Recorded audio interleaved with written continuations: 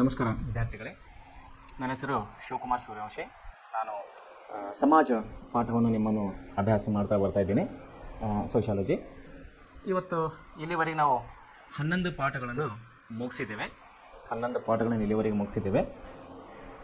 ಅದರಲ್ಲಿ ವಿಶೇಷವಾಗಿ ನಾವು ಮೊದಲೇ 2, 3, 4 ಅಧ್ಯಾಯಗಳನ್ನು ನಾವು ಯುರೋಪಿಯನ್ನರ ಆಗಮನ ಮತ್ತು ಬ್ರಿಟಿಷರ ಪ್ರಾಬಲ್ಯ, ಬ್ರಿಟಿಷರ ಆಡಳಿತ, ಮೈಸೂರು ದಿವಾನರು, ಆಂಗ್ಲೋ ಮೈಸೂರು ಯುದ್ಧಗಳು, ಆಂಗ್ಲೋ ಮರಾಠಾ ಯುದ್ಧಗಳು, ಆಂಗ್ಲೋ ಸಿಖ್ ಯುದ್ಧಗಳು, ಹೀಗೆ ಹಲವು ಆಯಾಮಗಳನ್ನು ನೋಡುತ್ತಾ ನಾವು ಇತಿಹಾಸವನ್ನು ನೋಡ್ಕೊತಾ ಅದರಲ್ಲಿ ಧಾರ್ಮಿಕ ಮತ್ತು ಸಾಮಾಜಿಕ ಸುಧಾರಣಾ ಚಳವಳಿಗಳು ನೋಡಿದ್ದೀವಿ. ಮೈಸೂರಿನ ಒಡೆಯರ ಬಗ್ಗೆ ಓದಿದ್ದೀವಿ. ಆಮೇಲೆ ಭಾರತ ಅಭಿವೃದ್ಧಿ ಆಗಲು ಉಳಿದಂಥ ಸಮಸ್ಯೆಗಳ ಬಗ್ಗೆ ನಾವು ನೋಡಿದ್ದೀವಿ. ಅದರ ಪರಿಹಾರ ಉಪಾಯಗಳ ಬಗ್ಗೆ ಓದಿದ್ದೀವಿ. ಆಮೇಲೆ ಧಾರ್ಮಿಕ ಚಳವಳಿಗಳು, ಸ್ವಾಮಿ ವಿವೇಕಾನಂದರು, ದಯಾನಂದ ಸರಸ್ವತಿಯವರು, ಹೀಗೆ ಹಲವು ವಿಷಯಗಳನ್ನು ಅಭ್ಯಾಸ ಮಾಡಿ ಭಾರತದ ವಿಶೇಷವಾಗಿ ಅದರಲ್ಲಿ ನಾವು ರಾಜ್ಯಶಾಸ್ತ್ರ ವಿಷಯಕ್ಕೆ ಬಂದಾಗ ಸಾರ್ವಜನಿಕ ಆಡಳಿತ ಬಗ್ಗೆ ಅಭ್ಯಾಸ ಮಾಡಿದ್ವಿ. ಸಾರ್ವಜನಿಕ ಆಡಳಿತದಲ್ಲಿ ಕರ್ನಾಟಕ ಲೋಕಸೇವಾ ಆಯೋಗ ಮತ್ತು ಭಾರತೀಯ ಲೋಕಸೇವಾ ಆಯೋಗ, ಕೇಂದ್ರ ಲೋಕಸೇವಾ ಆಯೋಗ, ಇದ್ರ ಬಗ್ಗೆ ಕೂಡ ನಾವು ಅಭ್ಯಾಸ ಮಾಡಿದ್ವಿ. ಭೌಗೋಳಿಕವಾಗಿ ನಾವು ಮೊನ್ನೆ ಎಲ್ಲ ಭೌಗೋಳಿಕ ಪರಿಸ್ಥಿತಿ, ಭೌಗೋಳಿಕ ಲಕ್ಷಣಗಳು, ಪ್ರಾಕೃತಿಕ ಲಕ್ಷಣಗಳು, ಹೀಗೆ ಹಲವು ವಿಷಯಗಳನ್ನು ನಾವು ಅಭ್ಯಾಸ ಮಾಡಿ ಇವಾಗ ನಾವು 12ನೇ ಅಧ್ಯಾಯಕ್ಕೆ ಬರ್ತಾ ಇದ್ದೇವೆ. ಭಾರತದ ಮಣ್ಣುಗಳು, ಪಾಠದ ಹೆಸರು ಭಾರತದ ಮಣ್ಣುಗಳು. ಇದರಲ್ಲಿ ನಾವು ಮಣ್ಣಿನ ಬಗ್ಗೆ ಹಲವು ವಿಷಯಗಳ ಬಗ್ಗೆ ನಾವು ಅಭ್ಯಾಸ ಮಾಡುವವರಾಗಿದ್ದೇವೆ. ವಿದ್ಯಾರ್ಥಿಗಳೇ, ಪ್ರೆಸೆಂಟ್ ಕ್ಲಾಸಸ್ನ ಮೂಲಕವಾಗಿ ನಿಮಗೆ ಕೊಡುತ್ತಿರುವಂಥ ಈ ಅಭ್ಯಾಸಗಳು ಅತಿ ಮುಖ್ಯ, ಅತಿ ಅಮೂಲ್ಯವಾಗಿವೆ ಅಂಥೇಳಿ ನಾನು ಇನ್ನೊಂದು ಸಾರಿ ಹೇಳೋಕ್ಕೆ ನಿಮ್ಮನ್ನು ಇಷ್ಟಪಡ್ತೀನಿ. ಯಾಕೆಂದರೆ ಸಂಸ್ಥೆ ಮುಖ್ಯಸ್ಥರು ಹಾಗೂ ಸಂಸ್ಥೆ ಸಿಬ್ಬಂದಿ ಎಲ್ಲರ ಒಂದು ಯಶಸ್ಸು ಅಥವಾ ಗುರಿ ಏನಾಗಿದೆ ಅಂದರೆ ಶೈಕ್ಷಣಿಕವಾಗಿ ಹಿಂದುಳಿದಂಥ ಮಕ್ಕಳು, ಅಂದರೆ ಗ್ರಾಮೀಣ ಭಾಗದಲ್ಲಿ ಓದುತ್ತಿರುವ ಮಕ್ಕಳು, ಅದರಲ್ಲಿ ಕನ್ನಡ ಶಾಲೆಯಲ್ಲಿ ಓದುತ್ತಿರುವ ಮಕ್ಕಳು. ಸೊ ಇವರಿಗಾಗಿ ವಿಶೇಷವಾಗಿ ತಯಾರಿಸಲಾದಂಥ ಈ ಒಂದು ಕಾರ್ಯಕ್ರಮ, ಈ ಪ್ರೆಸೆಂಟ್ ಆನ್ಲೈನ್ ಕ್ಲಾಸಸ್. ಸೊ ಮಕ್ಕಳೇ, ಅದಕ್ಕಾಗಿ ತಾವು ಇದರ ಲಾಭವನ್ನು ಪಡೆದುಕೊಳ್ಳಬೇಕು, ಒಳ್ಳೆ ರೀತಿಯಲ್ಲಿ ಅಭ್ಯಾಸ ಮಾಡಬೇಕು. ವಿಷಯಗಳನ್ನು 2 ಸಾರಿ, 3 ಸಾರಿ, 4 ಸಾರಿ ತಾವು ಕಂಟಿನ್ಯೂವರ್ಸ್ ಆಗಿ ಓದಬೇಕು. ಮತ್ತು ಓದಿದಂಥ ವಿಷಯಗಳು ಎಲ್ಲವನ್ನು ತಾವು ಮನಸ್ಸಿನಲ್ಲಿ, ನೆನಪಿನಲ್ಲಿ ಇಟ್ಟುಕೊಳ್ಬೇಕಂತೇಳಿ ಕೇಳ್ಕೊತಾ ಇದ್ದೇನೆ. ಸೊ ಈಗ ನಾವು 12ನೇ ಅಧ್ಯಾಯದ ಬಗ್ಗೆ ನಾವು ಅಭ್ಯಾಸ ಮಾಡೋರಾಗಿದ್ದೇವೆ, ಭಾರತದ ಮಣ್ಣುಗಳ ಬಗ್ಗೆ. ಸೊ ಈ ಅಧ್ಯಾಯದಲ್ಲಿ ನಾವು ವಿಶೇಷವಾಗಿ ಮಣ್ಣಿನ ವಿಷಯವಾಗಿ ಅಭ್ಯಾಸ ಮಾಡೋರಾಗಿದ್ದೇವೆ. ಯಾಕಂದರೆ ಮಣ್ಣು, ಹೊನ್ನು, ಹೆಣ್ಣು ಇವೇನವಲ್ಲ ಮನುಷ್ಯನ ಜೀವನದ ಅತಿ ಅಮೂಲ್ಯವಾದಂತಹ ಒಂದು ಅಂಗಗಳಿವೆ. ಒಂದು ಮಣ್ಣು, 2ನೇದು ಹೊನ್ನು, 3ನೇದು ಹೆಣ್ಣು. ಈ 3ಗಳಿಲ್ಲದೆ ಮನುಷ್ಯನ ಜೀವನ ಇಲ್ಲ ಅಂಥೇಳಿ ನಾನು ಹೇಳೋಕ್ಕೆ ಇಷ್ಟಪಡ್ತಿದ್ದೇನೆ ವಿದ್ಯಾರ್ಥಿಗಳೇ. ಯಾಕಂದರೆ ಮಣ್ಣು ನೋಡಿ, ಮಣ್ಣಿನ ಬಗ್ಗೆ ನಾವೀಗ ಮಾತನಾಡುವಾಗ ಮಣ್ಣು ಇಲ್ಲಾಂದರೆ ಮನುಷ್ಯ ಹೇಗೆ ಬದುಕಲಿಕ್ಕೆ ಸಾಧ್ಯ? ಯಾಕಂದರೆ ಮನುಷ್ಯನಿಗೆ ಬೇಕಾದಂಥ ಆಹಾರ ಪದಾರ್ಥಗಳನ್ನು ಬೆಳೆಸುವುದು ಮಣ್ಣಿನಲ್ಲಿ. ಮಣ್ಣಿನಿಲ್ಲದೆ ಕೆಲವೊಂದು ಆಹಾರ ಪದಾರ್ಥಗಳನ್ನು ಬಳಸ್ಬೋದು, ಅದು ಶಾಶ್ವತವಾಗಿ ಅದು ಇರೋದಿಲ್ಲ. ಉದಾಹರಣೆಗಾಗಿ ಹೇಳಬೇಕಾದ್ರೆ ಈಗ ನಾವು ಕೋಳಿಯನ್ನು ಹೇಳಬೇಕಾದ್ರೆ ಅದಕ್ಕೆ ಮಣ್ಣು ಅವಶ್ಯಕತೆ ಇಲ್ಲ. ಆದರೆ ಕೋಳಿನೇ ತಿಂದು ಬದುಕಲಿಕ್ಕಾಗೋದಿಲ್ಲ, ಅದು ಒಂದು ಆಹಾರನೇ. ಕೋಳಿ ಮಾಂಸ ಅದು ಒಂದು ಆಹಾರನೇ. ಚಿಕನ್ ಅಂತೇಳಿ ಇವತ್ತು ಭಾಳ ಜನ ಫೇವ್ರೇಟ್ ಆಗಿ ತಿಂತಿರ್ತಾರೆ, ಇಷ್ಟಪಟ್ಟು ತಿಂತಿರ್ತಾರೆ. ಓಕೆ, ಎನಿವೇ, ಬಟ್ ಕೋಳಿನೇ ತಿಂದು ಬದುಕಲಿಕ್ಕಾಗೋದಿಲ್ಲ. ಅದಕ್ಕೆ ಖಾರ ಬೇಕು, ಉಪ್ಪು ಬೇಕು, ಮಸಾಲೆ ಬೇಕು. ಇವೆಲ್ಲವನ್ನ ಎಲ್ಲಿ ಬೆಳೆಯವರಾಗಿದ್ದೇವೆ ನಾವು? ಹೊಲದಲ್ಲಿ, ಅಂದರೆ ಹೊಲದ ಮಣ್ಣಿನಲ್ಲಿ ನಾವು ಬೆಳೆಯವರಾಗಿದ್ದೇವೆ. ಉದಾಹರಣೆಗೆ ಖಾರ, ಈಗ ಖಾರ ಪುಡಿ ಬೇಕು, ಪಲ್ಯ, ಸಾಂಬಾರ, ಅನ್ನ, ಚಿತ್ರಾನ್ನ, ಪಲಾವ್, ಏನೇ ಸ್ಪೆಷಲ್ ಏನೇ ಇದ್ದರೂ ಕೂಡ, ಬಿಸಿ ಬೇಳೆ ಭಾತ್ ಏನೇ ಮಾಡಬೇಕಾದ್ರೆ ಖಾರ ಬೇಕು, ಪಲ್ಯಕ್ಕೆ ಖಾರ ಬೇಕು. ಖಾರ ಎಲ್ಲಿ ಬೆಳೆಯೋದು? ಮೆಣಸಿನ್ಕಾಯಿ ಎಲ್ಲಿ ಬೆಳೆಯೋದು? ಮೆಣಸಿನ್ಕಾಯಿ ಮಣ್ಣಿನಲ್ಲಿ ಬೆಳೆಯೋದು, ಹೌದಲ್ಲ? ಸೊ ಖಾರ ಇಲ್ಲದೇ ಕೇವಲ ಸಿಹಿನೇ ತಿಂದು ಬದುಕಲಿಕ್ಕಾಗ್ತದೆ? ಕೇವಲ ಉಪ್ಪನ್ನೇ ತಿಂದು ಬದುಕಲಿಕ್ಕಾಗ್ತದೆ? ಉಪ್ಪು ಖಾರ ಇಲ್ಲದೆ ಸಪ್ಪಗನ್ನೇ ತಿಂದು ಬದುಕಲಿಕ್ಕಾಗ್ತದೆ? No, never. ಸೊ ವಿದ್ಯಾರ್ಥಿಗಳೇ, ನಾನು ಹೇಳುವ ವಿಷಯ ಏನಂದರೆ, ಮನುಷ್ಯನಿಗೆ ಈ ಮಣ್ಣು ಅನ್ನೋದು, ಮಣ್ಣಿಗೆ ಮತ್ತು ಮನುಷ್ಯನಿಗೆ ಅವಿನಾಭಾವ ಸಂಬಂಧ ಇದೆ ಅಂತ ಹೇಳಿ ನಾನು ಹೇಳೋಕ್ಕೆ ಇಷ್ಟಪಡ್ತೇನೆ. ಯಾಕಂದರೆ ಒಂದು ಹಾಡು ಕೇಳಿರುವ ತಾವು, ಹಿಂದಿನಲ್ಲಿದೆ, ಏನೆಂದರೆ ಕಹಾ ಸೆ ತೋ ಆಯಾ ಹೇ, ಕಹಾ ಸೆ ತೋ ಆಯಾ ಹೇ, ವಹೀ ಪೆ ತೂ ಜಾಯೇಗಾ, ಮಿಟ್ಟಿ ಸೆ ತೂ ಆಯಾ ಹೇ, ಮಿಟ್ಟಿ ಮೇ ಮಿಲ್ ಜಾಯೇಗಾ, ಮಿಟ್ಟಿ ಸೆ ತೂ ಆಯಾ ಹೇ, ಮಿಟ್ಟಿ ಮೇ ಮಿಲ್ ಜಾಯೇಗಾ. ಸೊ ವಿದ್ಯಾರ್ಥಿಗಳೇ, ನಾನು ಹೇಳುವ ಈ ಹಾಡಿನ ಉದ್ದೇಶ ಏನೆಂದರೆ, ಏನು ಹೇಳ್ತಾ ಇದ್ದಾನೆ ಹಾಡಿನ ಸಂಗ್ರಹಕಾರ, ಕವಿತಾಕಾರ ಏನು ಹೇಳ್ತಾ ಇದ್ದಾನೆ? ಎಲ್ಲಿಂದ ಬಂದ್ಯಪ್ಪ ಮನುಷ್ಯ, ಎಲ್ಲಿಗೆ ಹೋಗವನಿತಿ? ಎಲ್ಲಿಂದ ಬಂದಿ ನೀನು, ಎಲ್ಲಿಗೆ ಹೋಗವನಿತಿ? ಮಣ್ಣಿನಿಂದ ಹುಟ್ಟಿ ನೀನು ಮಣ್ಣಿನೊಳಗೆ ಸೇರುವವನಾಗಿದೆ ಅಂತ ಅದರ ಅರ್ಥ ಆಗ್ತದೆ. ಸೊ ಇವತ್ತು ಕೂಡ ನಾವು ಹಳ್ಳಿಯಲ್ಲಿ ಮಾತಾಡ್ತಿರ್ತೀವಿ, ಮೈ ಮೇಲೆ ಎಷ್ಟು ಮಣ್ಣು ಕುಂತಿದೆಪ್ಪ ಅಂತ ಕೇಳ್ತಾರೆ. ಮೈ ಮೇಲೆ ಎಷ್ಟು ಮಣ್ಣು ಕುಂತಿದೆ ಅಂತ ಕೇಳ್ತಾರೆ.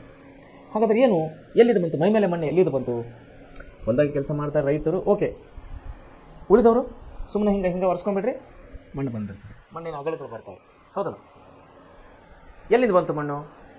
ಸೊ ಮನುಷ್ಯ ಹುಟ್ಟಿದ್ದು ಮಣ್ಣಿನಿಂದೆ, ಮನುಷ್ಯ ಸಾಯುವಾಗ ಹೋಗೋದು ಮಣ್ಣಿಗೆ ಅನ್ನುವಂಥ ನಾವು ಹಿರಿಯರು ಹಾಗೂ ಅನೇಕರು ಹೇಳುವಂಥ ವಾಕ್ಯಗಳಲ್ಲಿ ನಾವು ನೋಡಿದ್ದೇವೆ. ಅದನ್ನೆಲ್ಲ ಮಿಟ್ಟಿ ಸೇತು ಆಯಾ ಹೇ ಮಿಟ್ಟಿ ಮೇ ಮಿಲ್ ಜಾಯೇಗಾ. ಸೊ ಮಣ್ಣಿಗೆ ಮನುಷ್ಯನಿಗೆ ಅವಿನಾಭಾವ ಸಂಬಂಧವಿದೆ. ಆಮೇಲೆ ಯಾವ ರೀತಿ ಇದು ಅವಿನಾಭಾವ ಸಂಬಂಧ ಇದೆ? ಮಣ್ಣಿನ ವಿಶೇಷತೆ ಏನು? ಮಣ್ಣು ಯಾಕೆ ಬೇಕು ಮನುಷ್ಯನಿಗೆ? ಇವೆಲ್ಲದರ ಬಗ್ಗೆ ನಾವು ಕೂಲಂಕುಷವಾಗಿ ಅಭ್ಯಾಸ ಮಾಡುವರಾಗಿದ್ದೇವೆ. ಸೊ ಮೊದಲನೇದಾಗಿ ನೋಡೋಣ ವಿದ್ಯಾರ್ಥಿಗಳೇ, ಭಾರತದಲ್ಲಿನ ಮಣ್ಣಿನ ವಿಧಗಳು ಹಾಗೂ ಹಂಚಿಕೆಗಳು. ಇದರಲ್ಲಿ ಪ್ರಮುಖವಾಗಿ ನಮ್ಗೆ 4 ಅಂಶಗಳ ಬಗ್ಗೆ ನಾವು ಇದರಲ್ಲಿ ಓದೋರಾಗಿದ್ದೇವೆ. ಒಂದು, ಮಣ್ಣಿನ ವಿಧಗಳು ಹಾಗೂ ಹಂಚಿಕೆಗಳು, ಮಣ್ಣಿನ ಸವೆತ ಹಾಗೂ ಸವೆತಕ್ಕೆ ಕಾರಣಗಳು, ಮಣ್ಣಿನ ಸವೆತದ ಪರಿಣಾಮಗಳು ಹಾಗೂ ಮಣ್ಣಿನ ಸಂರಕ್ಷಣೆ ಮತ್ತು ನಿರ್ವಹಣೆ. ಸೊ ಈ 4 ಅಂಶಗಳ ವಿಷಯದಲ್ಲಿ ನಾವು ಅಭ್ಯಾಸ ಮಾಡುವರಾಗಿದ್ದೇವೆ. ಮಣ್ಣು ನೈಸರ್ಗಿಕ ಸಂಪನ್ಮೂಲಗಳಲ್ಲಿ ಒಂದಾಗಿದೆ. ನೋಡಿರಿ, ಮಣ್ಣೇನಿದೆ ನೈಸರ್ಗಿಕ ಸಂಪತ್ತು, ಅಂದರೆ ಗಾಡ್ ಗಿಫ್ಟ್ ಅಂತ ಕರಿತೀವಿ. ಇದು ಎಲ್ಲೇ ದುಡ್ಡು ಕೊಟ್ಟು ತಯಾರು ಮಾಡುವಂಥ ವಸ್ತು ಅಲ್ಲ. ಯಾವುದೋ ಫ್ಯಾಕ್ಟ್ರಿಯಲ್ಲಿ ತಯಾರು ಮಾಡುವಂಥ, ಪ್ರೊಡಕ್ಷನ್ ಮಾಡುವಂಥ ವಸ್ತು ಇಲ್ಲ. ಇದು ನೈಸರ್ಗಿಕವಾದಂಥ ವಸ್ತು, ಅಂದರೆ ನಿಸರ್ಗದಲ್ಲಿ ಸಿಗುವಂತಹ ವಸ್ತು. ನಿಸರ್ಗ ಏನಿದೆ? ನಿಸರ್ಗ ಏನಿದು ನೈಸರ್ಗಿಕ ಅಂದರೆ ನಾವು ಹೇಳುವಾಗ ಉದಾಹರಣೆಗೆ ಹೇಳಬೇಕಂದ್ರೆ ಇದು ದೇವರು ಕೊಟ್ಟ ಕಾಣಿಕೆ ಅಂತ ನಾವು ಹೇಳ್ಬೋದು. ದೇವರು ಕೊಟ್ಟ ವರ ಮನುಷ್ಯನಿಗೆ ಅಂಥೇಳಿ ನಾವು ಇದನ್ನು ಹೇಳ್ಬೋದು. ಇದನ್ನು ಹೇಳ್ತಾ ಹೋದರೆ ಅದು ದೇವರು ಹೇಗೆ ಕೊಟ್ಟ, ಅದು ಅದ್ರ ಬಗ್ಗೆ ಮತ್ತೆ ನಾವು ತುಂಬ ಡೀಪಾಗಿ ಹೋಗುತ್ತೆ. ನಾವು ಸಿಂಪಲ್ ಆಗಿ ಹೇಳ್ಬೇಕಾದ್ರೆ ಮಣ್ಣು ನಮಗೆ ದೇವರು ಕೊಟ್ಟಿದ್ದಾನೆ. ಎಲ್ಲಿ ಪ್ರೊಡಕ್ಷನ್ ಯಾವುದೇ ಫ್ಯಾಕ್ಟ್ರಿಯಲ್ಲಿ ತಯಾರಾಗಿಲ್ಲ, ಯಾವುದೇ ಜಾದು ಮಂತ್ರಲಿಂದ ತಯಾರಾಗಿಲ್ಲ, ಯಾವುದೇ ವಿಭೂತು ನಿಂಬೆಹಣ್ಣಿನಿಂದ ತಯಾರಾಗಿಲ್ಲ, ಯಾವುದೇ ಮಂತ್ರ ಮಾಟದಿಂದ ಇದು ತಯಾರಾಗಿಲ್ಲ, ಮಂತ್ರ ತಂತ್ರದಿಂದ ಇದು ತಯಾರಾಗಿಲ್ಲ. ಇದು ನಿಸರ್ಗದಲ್ಲಿ ಸಿಗುವಂಥ ವಸ್ತುವಾಗಿದೆ. ಇದು ನೈಸರ್ಗಿಕವಾದಂಥ ವಸ್ತು. ಹೇರಳವಾಗಿ ಮನುಷ್ಯನಿಗೆ ಕೊಡ್ತಾ ಇದ್ದೇನೆ, ಅದು ದೇವರು ಕೊಡ್ತಾ ಇದ್ದಾನೆ ಅಂತ ಹೇಳಿ ನಾವು ಅನ್ಕೋಬಹುದು. ಸೊ ಏನಾಗಿದೆ, ಭಾರತವು ವಿವಿಧ ಬಗೆಯ ಮಣ್ಣುಗಳನ್ನು ಒಳಗೊಂಡಿದೆ. ನೋಡಿರಿ, ನಮ್ಮ ದೇಶದಲ್ಲಿ ಎಷ್ಟು ಬಗೆಯ ಮಣ್ಣುಗಳಿದೆ ಅಂತ? ವಿವಿಧ ಬಗೆಯ ಮಣ್ಣುಗಳಿದೆ ಅಂತ. ಇದಕ್ಕೆ ಮುಖ್ಯ ಕಾರಣಗಳೆಂದರೆ ಅವುಗಳು ಉತ್ಪತ್ತಿಯಾಗುವ ಮೂಲ ಮತ್ತು ಶಿಲೆಗಳು ಮತ್ತು ವಾಯುಗುಣದ ವ್ಯತ್ಯಾಸವೇ ಆಗಿದೆ. ಕೆಲವು ಮಣ್ಣುಗಳು ವಿವಿಧ ಕೃತ್ಯಗಳಿಂದ ಸಾಗಿಸಲ್ಪಟ್ಟು ಸಂಚಯಿತಗೊಂಡಿವೆ. ಮಣ್ಣು ಸಸ್ಯ ಮತ್ತು ಪ್ರಾಣಿಗಳ ಕೊಳೆತ ಜೀವಿಕಾಂಶವನ್ನು ಒಳಗೊಂಡಿದೆ. ಭಾರತದಲ್ಲಿ ಕಂಡುಬರುವ ಮಣ್ಣನ್ನು 6 ಪ್ರಮುಖ ವಿಧಗಳಾಗಿ ವಿಂಗಡಿಸಲಾಗಿದೆ.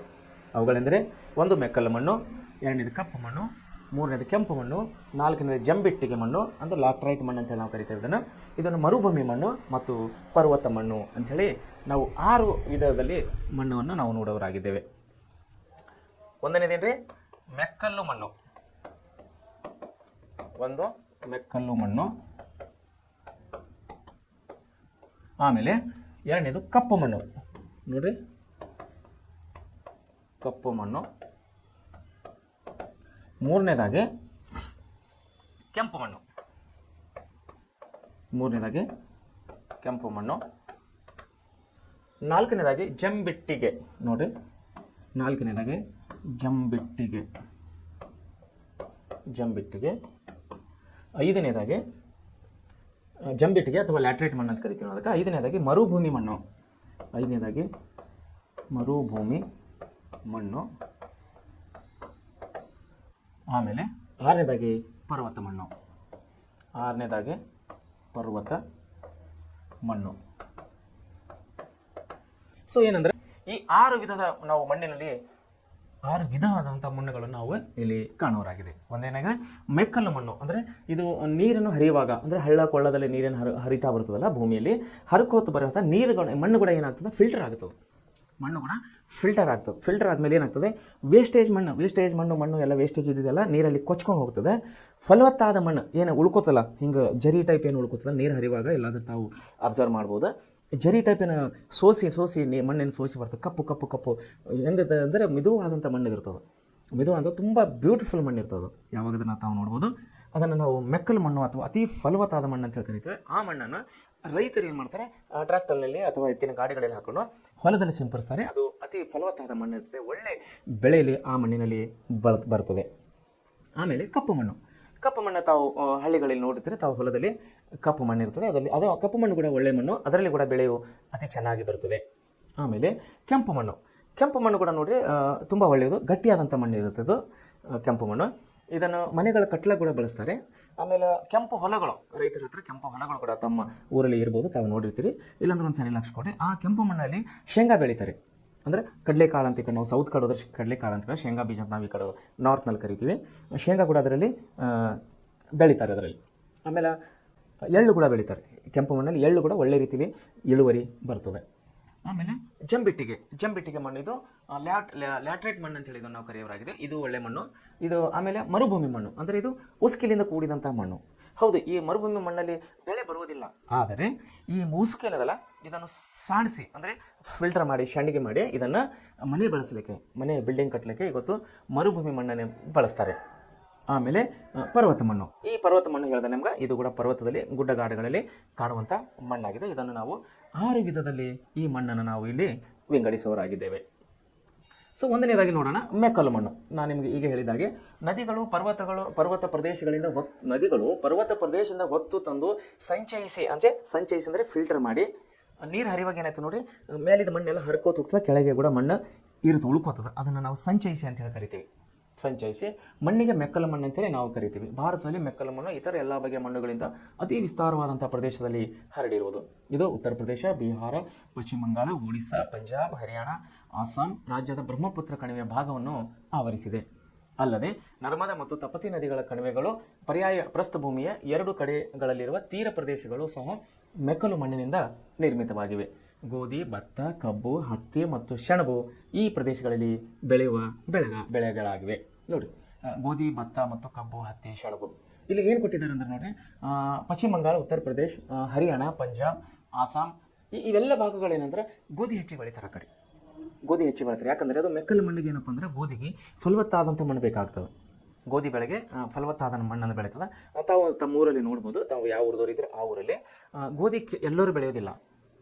ಗೋಧಿ ಬೆಳೆ ಎಲ್ಲರೂ ಬೆಳೆಯೋದಿಲ್ಲ, ಎಲ್ಲರಿಗೂ ಬೆಳೆಯೋಕ್ಕೆ ಬರೋದಿಲ್ಲ. ಅದು ಕೆಲವೊಂದು ಹೊಲದಲ್ಲಿ ಹಾಕಿದ್ರು ಕೂಡ, ಬೀಜ ಬಿತ್ತಿದ್ರು ಕೂಡ ಬೆಳೆ ಬರುವುದಿಲ್ಲ. ಯಾಕಂದರೆ ಒಂದೊಂದು ಬೆಳೆಗಳಿಗೆ ಒಂದೊಂದು ಮಣ್ಣು ಸೆಟ್ ಆಗಿರ್ತದೆ, ಅದು ಹೊಂದಿಕೊಂಡಿರ್ತದೆ ವಾತಾವರಣಕ್ಕೆ. ಎಲ್ಲ ಮಣ್ಣಲ್ಲಿ ನಾವು ಗೋಧಿ ಬೆಳೆಯೋಕ್ಕೆ ಬರಲ್ಲ. ಗೋಧಿ ಬೆಳೆಯುವಂಥ ಮಣ್ಣಲ್ಲಿ ಬೇರೆ ಬೆಳೆ ಬೆಳೀಲಿಕ್ಕೆ ಕಷ್ಟ ಸಾಧ್ಯ. ಹೀಗಾಗಿ ಈಗ ನಾವು ಮಧ್ಯಪ್ರದೇಶ, ರಾಜಸ್ಥಾನ ಆ ಕಡೆ ಹೋದರೆ, ಇಂದೋರ್ ಸೈಡ್ ಹೋದರೆ ಗೋಧಿ ಜಾಸ್ತಿ ಬೆಳೀತಾರೆ. ಯಾಕಂದರೆ ಅದು ಮೆಕ್ಕಲು ಮಣ್ಣಿನಿಂದ ಕೂಡಿದ ಮಣ್ಣೆ ಆಗಿದ್ದರಿಂದ, ಅದು ಅತಿ ಫಲವತ್ತತೆಯಿಂದ ಕೂಡಿದ್ದರಿಂದ ಅಲ್ಲಿ ಗೋಧಿ ಏನಪ್ಪ ಅಂದ್ರೆ ತುಂಬ ಒಳ್ಳೆ ರೀತಿಯಲ್ಲಿ ಇಳುವರಿ ಸಿಗ್ತದೆ ರೈತರಿಗೆ. ಆಮೇಲೆ ಎರಡನೇದಾಗಿ ನೋಡಿ ಕಪ್ಪು ಮಣ್ಣು. ಕಪ್ಪು ಮಣ್ಣು ಯಾವ ರೀತಿ ಕೂಡಿರ್ತದೆ? ಕಪ್ಪು ಮಣ್ಣನ್ನು ರೇಗೋರ್ ಮಣ್ಣು ಅಂತೇಳಿ ಎಂತಲೂ ಕರೆಯುತ್ತೇವೆ. ಕಪ್ಪು ಮಣ್ಣಿಗೆ ನಾವು ರೇಗೋರ್ ಮಣ್ಣು ಅಂತೇಳಿ ಕರೆಯುತ್ತೇವೆ. ಈ ಮಣ್ಣು ಹತ್ತಿ ಬೆಳೆಗೆ ಬಹು ಸೂಕ್ತವಾಗಿದ್ದರಿಂದ ಕಪ್ಪು ಹತ್ತಿ ಬೆಳೆಯುವ ಮಣ್ಣು ಎಂತಲೂ ಕರೆಯುವರು. ನೋಡಿ, ಈ ಮಣ್ಣು ಏನಪ್ಪ ಅಂದ್ರೆ ಹತ್ತಿ ಬೆಳೀತಾರೆ. ಕಪ್ಪು ಮಣ್ಣಲ್ಲಿ ಹತ್ತಿ ಬೆಳೀತದೆ, ಆಮೇಲೆ ತೊಗರಿ ಬೆಳೆ ಬರ್ತದೆ, ಆಮೇಲೆ ಕಬ್ಬು ಬೆಳೀತಾರೆ. ಈ ಸ್ಪೆಷಲಿ ಬಿಳಿ ಜೋಳ, ಈಗ ನಮ್ಮ ಬಿಜಾಪುರ ಸೈಡ್ ಹೋದರೆ ಬಿಜಾಪುರ ಬಿಳಿ ಜೋಳ ಅಂತಲೇ ಫೇಮಸ್ ಆಗಿದೆ. ಬಿಜಾಪುರ ಬಿಳಿ ಜೋಳ ಅಂತಲೇ ಕರೆಯೋದು. ಅದು ಆ ಕಡೆ ಇರೋದೆಲ್ಲ ಕಪ್ಪು ಮಣ್ಣದು. ಕಪ್ಪು ಮಣ್ಣಲ್ಲಿ ಬಿಳಿ ಜೋಳ ಒಳ್ಳೆ ರೀತಿಯಲ್ಲಿ ಇಳುವರಿ ಬರ್ತದೆ. ರೈತರಿಗೆ ಒಂಥರ ಬಂಗಾರದ ಮಣ್ಣು ಇದ್ದಂಗೆ, ಬಂಗಾರ ಬೆಳೆ ಇದ್ದಂಗೆ ಅದು ಬಿಳಿ ಜೋಳಕ್ಕೆ ಕಪ್ಪು ಮಣ್ಣು. ನೋಡಿ, ಕಪ್ಪು ಮಣ್ಣಿನ ಪ್ರದೇಶವನ್ನು ಡೆಕ್ಕನ್ ಟ್ರಾಪ್ ಎಂದು ಸಹ ನಾವು ಕರೆಯೋರಾಗಿದ್ದೇವೆ. ಈ ಮಣ್ಣು ಅಗ್ನಿಶಿಲೆಗಳ ಶೀತಲೀಕರಣದಿಂದ, ನೋಡ್ರಿ ಈ ಮಣ್ಣು ಹೆಂಗೆ ಬರುತ್ತಂದ್ರೆ ಅಗ್ನಿಶಿಲೆಗಳ ಶೀತಲೀಕರಣದಿಂದ ಉತ್ಪತ್ತಿಯಾಗಿದೆ. ಇದರಲ್ಲಿ ಜೇಡಿ ಮಣ್ಣಿನ ಕಣಗಳು ಹೆಚ್ಚಾಗಿ ಕಂಡುಬರುತ್ತವೆ. ಈ ಮಣ್ಣು ಫಲವತ್ತಾಗಿದ್ದು ತೇವಾಂಶವನ್ನು ಹಿಡಿದಿಟ್ಟುಕೊಳ್ಳಲು ಸಮರ್ಥವಾಗಿದೆ. ಇದು ಮಹಾರಾಷ್ಟ್ರ, ಗುಜರಾತ್, ಮಧ್ಯಪ್ರದೇಶ, ಆಂಧ್ರಪ್ರದೇಶ, ಪಶ್ಚಿಮ ಭಾಗ ಮತ್ತು ಉತ್ತರ ಕರ್ನಾಟಕದಲ್ಲಿ ಹೆಚ್ಚಾಗಿ ಕಂಡು ಬರುತ್ತದೆ. ನೋಡ್ರಿ, ಹೇಳಿದ್ರೆ ಇವಾಗ ಉತ್ತರ ಕರ್ನಾಟಕ ಅಂದರೆ ಬೀದರ್, ಉತ್ತರ ಕರ್ನಾಟಕ ಅಂತ ತುಂಬ ಪ್ರದೇಶವಾಗುತ್ತೆ. ಅದರಲ್ಲೇ ನಾವು ಬೆಳಗಾವಿ ಸೈಡ್ ಕೂಡ ಸ್ವಲ್ಪ ಕಪ್ಪು ಮಣ್ಣು ಕಾಣೋರಾಗಿದ್ದೇವೆ. ಆಮೇಲೆ ಬಿಜಾಪುರ, ಗುಲ್ಬರ್ಗ, ಬೀದರ್ ಇವೆಲ್ಲ ಸೈಡ್ಗಳನ್ನೇ ನಾವು ಏನಪ್ಪ ಅಂದ್ರೆ ಕಪ್ಪು ಮಣ್ಣಿನ ಪ್ರದೇಶವನ್ನು ಕಾಣುವರಾಗಿದ್ದೇವೆ. ಆಮೇಲೆ ಈ ಮಣ್ಣು ಕಬ್ಬಿಣ ಮತ್ತು ಸುಣ್ಣ ಹಾಗೂ ಮ್ಯಾಗ್ನೀಸಿಯಂ ಕಾರ್ಬೋನೇಟ್ಗಳನ್ನು ಅಧಿಕ ಪ್ರಮಾಣದಲ್ಲಿ ಒಳಗೊಂಡಿದೆ. ಇದು ಒಣ ಬೇಸಾಯಕ್ಕೆ ಸೂಕ್ತವಾಗಿದ್ದು ಹತ್ತಿ, ಜೋಳ, ಗೋಧಿ, ಈರುಳ್ಳಿ, ಮೆಣಸಿನಕಾಯಿ, ಹೊಗೆಸೊಪ್ಪು, ಎಣ್ಣೆಕಾಳು, ನಿಂಬೆ, ದ್ರಾಕ್ಷಿ ಈ ಮಣ್ಣಿನಲ್ಲಿ ಬೆಳೆಯುವ ಪ್ರಮುಖ ಬೆಳೆಗಳಾಗಿವೆ. ನೋಡಿರಿ, ದ್ರಾಕ್ಷಿ, ಬಿಜಾಪುರ ದ್ರಾಕ್ಷಿ ತುಂಬ ಫೇಮಸ್, ನಿಮಗೆಲ್ಲ ಗೊತ್ತಿದೆ ವಿಷಯ. ಬಿಜಾಪುರ ಜಿಲ್ಲೆಯಲ್ಲಿ ಅಥವಾ ಬಾಗಲಕೋಟೆನ ಕೆಲವು ಪ್ರದೇಶಗಳಲ್ಲಿ ಅಥವಾ ಅವಿಭಜಿತ ಬಿಜಾಪುರ ಜಿಲ್ಲೆ ಅಂದರೂ ಕೂಡ ನಡೀತದೆ. ಯಾಕಂದರೆ ಬಿಜಾಪುರ ಜಿಲ್ಲೆಯಿಂದ ಬೇರ್ಪಟ್ಟನೆ ಬಾಗಲಕೋಟೆ ಜಿಲ್ಲೆ ಮಾಡಿದ್ದದು. ಸೊ ಹೀಗಾಗಿ ಅವಿಭಜಿತ ಬಿಜಾಪುರ ಜಿಲ್ಲೆ ಅಂತ ನಡೀತದೆ, ಅಥವಾ ಬಿಜಾಪುರ ಜಿಲ್ಲೆ ಬಾಗಲಕೋಟೆ ಜಿಲ್ಲೆ ಅಂತ ಕೆಲವು ಪ್ರದೇಶಗಳು ಏನಾಗಿದೆ ಅಂದರೆ ದ್ರಾಕ್ಷಿ ಬೆಳೀತಾರೆ, ದ್ರಾಕ್ಷಿ ಬೆಳೆಗರಿದ್ದಾರೆ. ಅಲ್ಲಿಂದ ದ್ರಾಕ್ಷಿಯು ವರ್ಷಕ್ಕೆ ಐ ಥಿಂಕ್ ಭಾಳಷ್ಟು ದೊಡ್ಡ ಪ್ರಮಾಣದ ದೊಡ್ಡ ಬೆಲೆಯ ಅಲ್ಲಿನ ದ್ರಾಕ್ಷಿಯನ್ನು ಹೊರ ದೇಶಕ್ಕೆ ರಫ್ತು ಮಾಡ್ತಾರೆ ನಮ್ಮ ಸರ್ಕಾರದವರು. ಸೊ ಈ ರೀತಿ ಏನಪ್ಪ ಅಂದರೆ ಕಪ್ಪು ಮಣ್ಣು ದ್ರಾಕ್ಷಿ ಬೆಳೆಗೆ, ಗೋಧಿ ಬೆಳೆಗೆ, ಜೋಳಕ್ಕೆ ಅತಿ ಉತ್ತಮವಾದ ಮಣ್ಣು ಅಂಥೇಳಿ ನಾವು ಹೇಳ್ಬೋದು. ಆಮೇಲೆ ಕೆಂಪು ಮಣ್ಣು ನೋಡಿರಿ, ಕೆಂಪು ಮಣ್ಣು ಪರ್ಯಾಯ ಪ್ರಸ್ಥ ಭೂಮಿಯಲ್ಲಿ ಹೆಚ್ಚು ವಿಸ್ತಾರವಾಗಿ ಹರಡಿರುವ ಮಣ್ಣಿನ ಪ್ರಕಾರವಾಗಿದೆ. ನೋಡಿರಿ ಎಂಥ ಪ್ರಸ್ಥಭೂಮಿಯಲ್ಲಿ ಅಂತಿದ್ದು, ಪರ್ಯಾಯ ಪ್ರಸ್ಥಭೂಮಿಯಲ್ಲಿ ಈ ಕೆಂಪು ಮಣ್ಣನ್ನು ನಮಗೆ ಹೇರಳವಾಗಿ ಸಿಗುತ್ತದೆ. ಮಣ್ಣಿನ ಪ್ರಕಾರವಾಗಿ ಇದು ದಕ್ಷಿಣದ ಕನ್ಯಾಕುಮಾರಿಯಿಂದ, ನೋಡಿ ಯಾವ ಭಾಗದಲ್ಲಿ ಇದು ಕೆಂಪು ಮಣ್ಣಿದು, ದಕ್ಷಿಣದ ಕನ್ಯಾಕುಮಾರಿಯಿಂದ, ಆಮೇಲೆ ಉತ್ತರದಲ್ಲಿ ಮಧ್ಯಪ್ರದೇಶದ ಝಾನ್ಸಿವರೆಗೆ ಇದು ಹಬ್ಬಿದೆ. ಪಶ್ಚಿಮದಲ್ಲಿ ಗುಜರಾತಿನ ಕಚ್ ಪ್ರದೇಶದಿಂದ, ಪೂರ್ವದಲ್ಲಿ ಜಾರ್ಖಂಡ್ನ ರಾಜ್ಮಹಲ್ ಬೆಟ್ಟದವರೆಗೂ ಇದು ಸ್ಥಾಪಿಸಿದೆ. ಕೆಂಪು ಮಣ್ಣಿನ ಬೆಳೆಯಲಾಗುತ್ತಿರುವ ಪ್ರಮುಖ ಬೆಳೆಗಳೆಂದರೆ ರಾಗಿ, ಹೊಗೆಸೊಪ್ಪು ಮತ್ತು ಎಣ್ಣೆಕಾಳುಗಳು ಹಾಗೂ ನೀರಾವರಿಯ ಸೌಲಭ್ಯ ಇರುವ ಪ್ರದೇಶಗಳಲ್ಲಿ ಭತ್ತ, ಕಬ್ಬು ಮತ್ತು ಹತ್ತಿ ಮುಂತಾದ ಬೆಳೆಗಳನ್ನು ನಾವು ಬೆಳೆಯವರಾಗಿದ್ದೇವೆ. ಸೊ ಕೆಂಪು ಮಣ್ಣಿನಂದರೆ ಎಲ್ಲಿ ನೀರಾವರಿ ಇದೆ ಅಲ್ಲಿ ಓಕೆ, ಒಂದು ನೀರಾವರಿ ಇದ್ದರೂ ಕೂಡ ಆ ಕೆಂಪು ಮಣ್ಣಿಗೆ ನೀರನ್ನು ಬಿಟ್ಟು ಭತ್ತ, ಕಬ್ಬು, ಹತ್ತಿ ಮುಂತಾದ ಬೆಳೆಗಳನ್ನು ಬೆಳೆಯುತ್ತಾರೆ. ವಿಶೇಷವಾಗಿ ಅದರಲ್ಲಿ ಹೊಗೆಸೊಪ್ಪು ಅಂದರೆ ನಾವು ತಂಬಾಕು ಅಂತ ಹೇಳಿ ಕರಿತೀವಿ. ಹೊಗೆಸೊಪ್ಪು ಅಂದರೆ ತಂಬಾಕು ಅಂತ ಹೇಳಿ ಕರಿತೀವಿ. ತಂಬಾಕು ಬೆಳೆಗಾರರಿಗೆ ಕೂಡ ಈ ಕೆಂಪು ಮಣ್ಣು ಅತಿ ಸೂಕ್ತವಾದಂಥ ಮಣ್ಣವಾಗಿದೆ. ಅತಿ ಒಳ್ಳೆ ರೀತಿಯಲ್ಲಿ ಮಣ್ಣನ್ನು ಬೆಳೀತಾರೆ ಇವರು. ಆಮೇಲೆ ಜಂಬಿಟ್ಟಿಗೆ ಲ್ಯಾಟ್ರೈಟ್ ಮಣ್ಣು ಅಥವಾ ಜಂಬಿಟ್ಟಿಗೆ ಮಣ್ಣು ಸಾಮಾನ್ಯವಾಗಿ 200 ಸೆಂಟಿಮೀಟರ್ಗಿಂತ ಮಳೆ ಹೆಚ್ಚು ಬೀಳುವ ಪ್ರದೇಶಗಳಲ್ಲಿ ನಿರ್ಮಿತಗೊಂಡಿದೆ. ನೋಡಿ, ಜಂಬಿಟ್ಟಿಗೆ ಮಣ್ಣು ಎಲ್ಲಂತ್ರಿ ಸಾಮಾನ್ಯವಾಗಿ 200 ಸೆಂಟಿಮೀಟರ್ಗಿಂತ ಹೆಚ್ಚು ಮಳೆ ಬೀಳುವ ಪ್ರದೇಶಗಳಲ್ಲಿ ನಿರ್ಮಿತಗೊಂಡಿದೆ. ಅಧಿಕ ಮಳೆಯಿಂದ ಮಣ್ಣಿನಲ್ಲಿರುವ ಸಿಲಿಕೇಟ್ ಹಾಗೂ ಲವಣಾಂಶಗಳು ಕರಗದಂತಹ ಕಬ್ಬಿಣ ಆಕ್ಸೈಡ್ ಮತ್ತು ಅಲ್ಯೂಮಿನಿಯಂಗಳನ್ನು ಮಾತ್ರ ಮೇಲ್ಪದರಿನಲ್ಲಿ ಉಳಿತದೆ.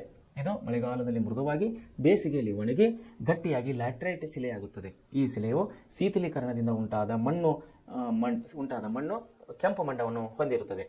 ಮಳೆಯ ನೀರು ಲವಣಗಳನ್ನು ಕರಗಿಸಿ ದ್ರಾವಣದ ರೂಪದಲ್ಲಿ ಭೂಮಿಯ ಹೆಚ್ಚು ಆಳದವರೆಗೆ ಸಾಗಿಸಿರುವುದು. ಜಂಬಿಟ್ಟಿಗೆ ಮಣ್ಣಿನಲ್ಲಿ ಫಲವತ್ತತೆ ಅತಿ ಕಡಿಮೆ ಇದ್ದು ಸಾರಜನಕ ಮತ್ತು ಲವಣಗಳ ಕೊರತೆಯನ್ನು ಈ ಮಣ್ಣಿನಲ್ಲಿ ನಾವು ಕಾಣುವರಾಗಿದ್ದೇವೆ. ಇದು ಪಶ್ಚಿಮ ಘಟ್ಟಗಳು, ವಿಂಧ್ಯ ಸಾತ್ಪುರ ಮತ್ತು ರಾಜಮಹಲ್ ಬೆಟ್ಟಗಳು ಹಾಗೂ ಪೂರ್ವಾಂಚಲ ಪ್ರದೇಶಗಳನ್ನೇ ಈ ಮಣ್ಣು ವ್ಯಾಪಕವಾಗಿ ಹರಡಿದೆ. ಇದು ಕಾಫಿ, ಟೀ ಮುಂತಾದ ತೋಟಗಾರಿಕೆ ಬೆಳೆಗಳಿಗೆ ಬಹು ಉಪಯುಕ್ತವಾಗಿದೆ. ನೋಡಿರಿ, ಜಂಬಿಟ್ಟಿಗೆ ಮಣ್ಣು ಅಂದರೆ ಇದು ಕಬ್ಬಿಣದ ಆಕ್ಸೈಡ್ ಮತ್ತು ಅಲ್ಯೂಮಿನಿಯಂಗಳನ್ನು ಮೇಲ್ಪದರಿನಲ್ಲಿ ಇರ್ತದೆ. ಕಬ್ಬಿಣದ ಆಕ್ಸೈಡ್ ಮತ್ತು ಇನ್ನೊಂದೇನು ಅಲ್ಯೂಮಿನಿಯಂ. ಉದಾಹರಣೆಗೆ ನಾವು ಹೋಗ್ಬೇಕಂದ್ರೆ ಈಗ ಛತ್ತೀಸ್ಗಢ, ಆಮೇಲೆ ಈ ಕಡೆ ಮಣಿಪುರ್, ಮೇಘಾಲಯ ಸೈಡ್ ಅಂದರೆ ಆಸಾಮ್ ಸೈಡ್ ಹೋದರೆ ಆ ಕಡೆ ಏನಂದರೆ ಈ ಮಣ್ಣನ್ನು ನಾವು ಕಾಣುವರಾಗಿದ್ದೇವೆ. ಯಾಕಂದರೆ ಅಲ್ಲಿ ಕಾಫಿ, ಟೀ ಮತ್ತು ಕಾಫಿಯನ್ನು ಅತಿ ಹೆಚ್ಚು ಬೆಳೆಯುತ್ತಾರೆ. ಈ ಕಾಫಿ ಟೀ ಏನದಲ್ಲ ಇಲ್ಲಿ ಕೊಟ್ಟಿದ್ದಾರೆ ನೋಡಿ, ವಿಂಧ್ಯ ಪರ್ವತಗಳು ಮತ್ತು ಸಾತ್ಪುರ ರಾಜಮಹಲ್ಗಳಲ್ಲಿ ಇದು ಕಾಫಿ, ಟೀ ಮುಂತಾದ ತೋಟಗಾರಿಕೆ ಬೆಳೆಗಳಿಗೆ ಅತಿ ಉಪಯುಕ್ತವಾಗಿದೆ. ಸೊ ಕಾಫಿ, ಟೀ ಅಂದರೆ ಎಲ್ಲಿ ಬೆಳೀತಾರೆ ನಮ್ಮ ದೇಶದಲ್ಲಿ?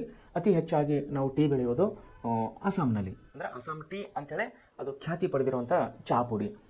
ಸೊ ಈ ಚಹಾ ಪುಡಿಯನ್ನು ಬೆಳೀಲಿಕ್ಕೆ ಯಾವ ಮಣ್ಣಿನ ಅವಶ್ಯಕತೆ ಇದೆ?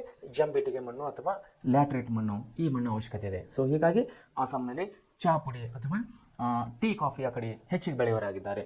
ಆಮೇಲೆ ನಮ್ಮ ಕರ್ನಾಟಕ ಬಂದಾಗ ನಾವು ಮೂಡಿಗೆರೆ, ಚಿಕ್ಕಮಗಳೂರು ಸೈಡ್ ಬಂದಾಗ ಕೂಡ ಅಲ್ಲಿ ಕೂಡ ಲ್ಯಾಟ್ರೈಟ್ ಮಣ್ಣು ಅಂದರೆ ಇದು ಜಂಬಿಟ್ಟಿಗೆ ಮಣ್ಣು ಹೇರಳವಾಗಿ ಇದೆ ಚಿಕ್ಕಮಗಳೂರು ಜಿಲ್ಲೆಯಲ್ಲಿ. ಯಾಕಂದರೆ ಅಲ್ಲಿ ಕೂಡ ಕಾಫಿ ಬೆಳೀತಾರೆ. ಕಾಫಿ ಬೆಳೆಗಾರರು ಕರ್ನಾಟಕದಲ್ಲೂ ಕೂಡ ಕಾಫಿ ಬೆಳೆಗಾರರು ರೈತರು ತುಂಬ ಜನರು ಇದ್ದಾರೆ.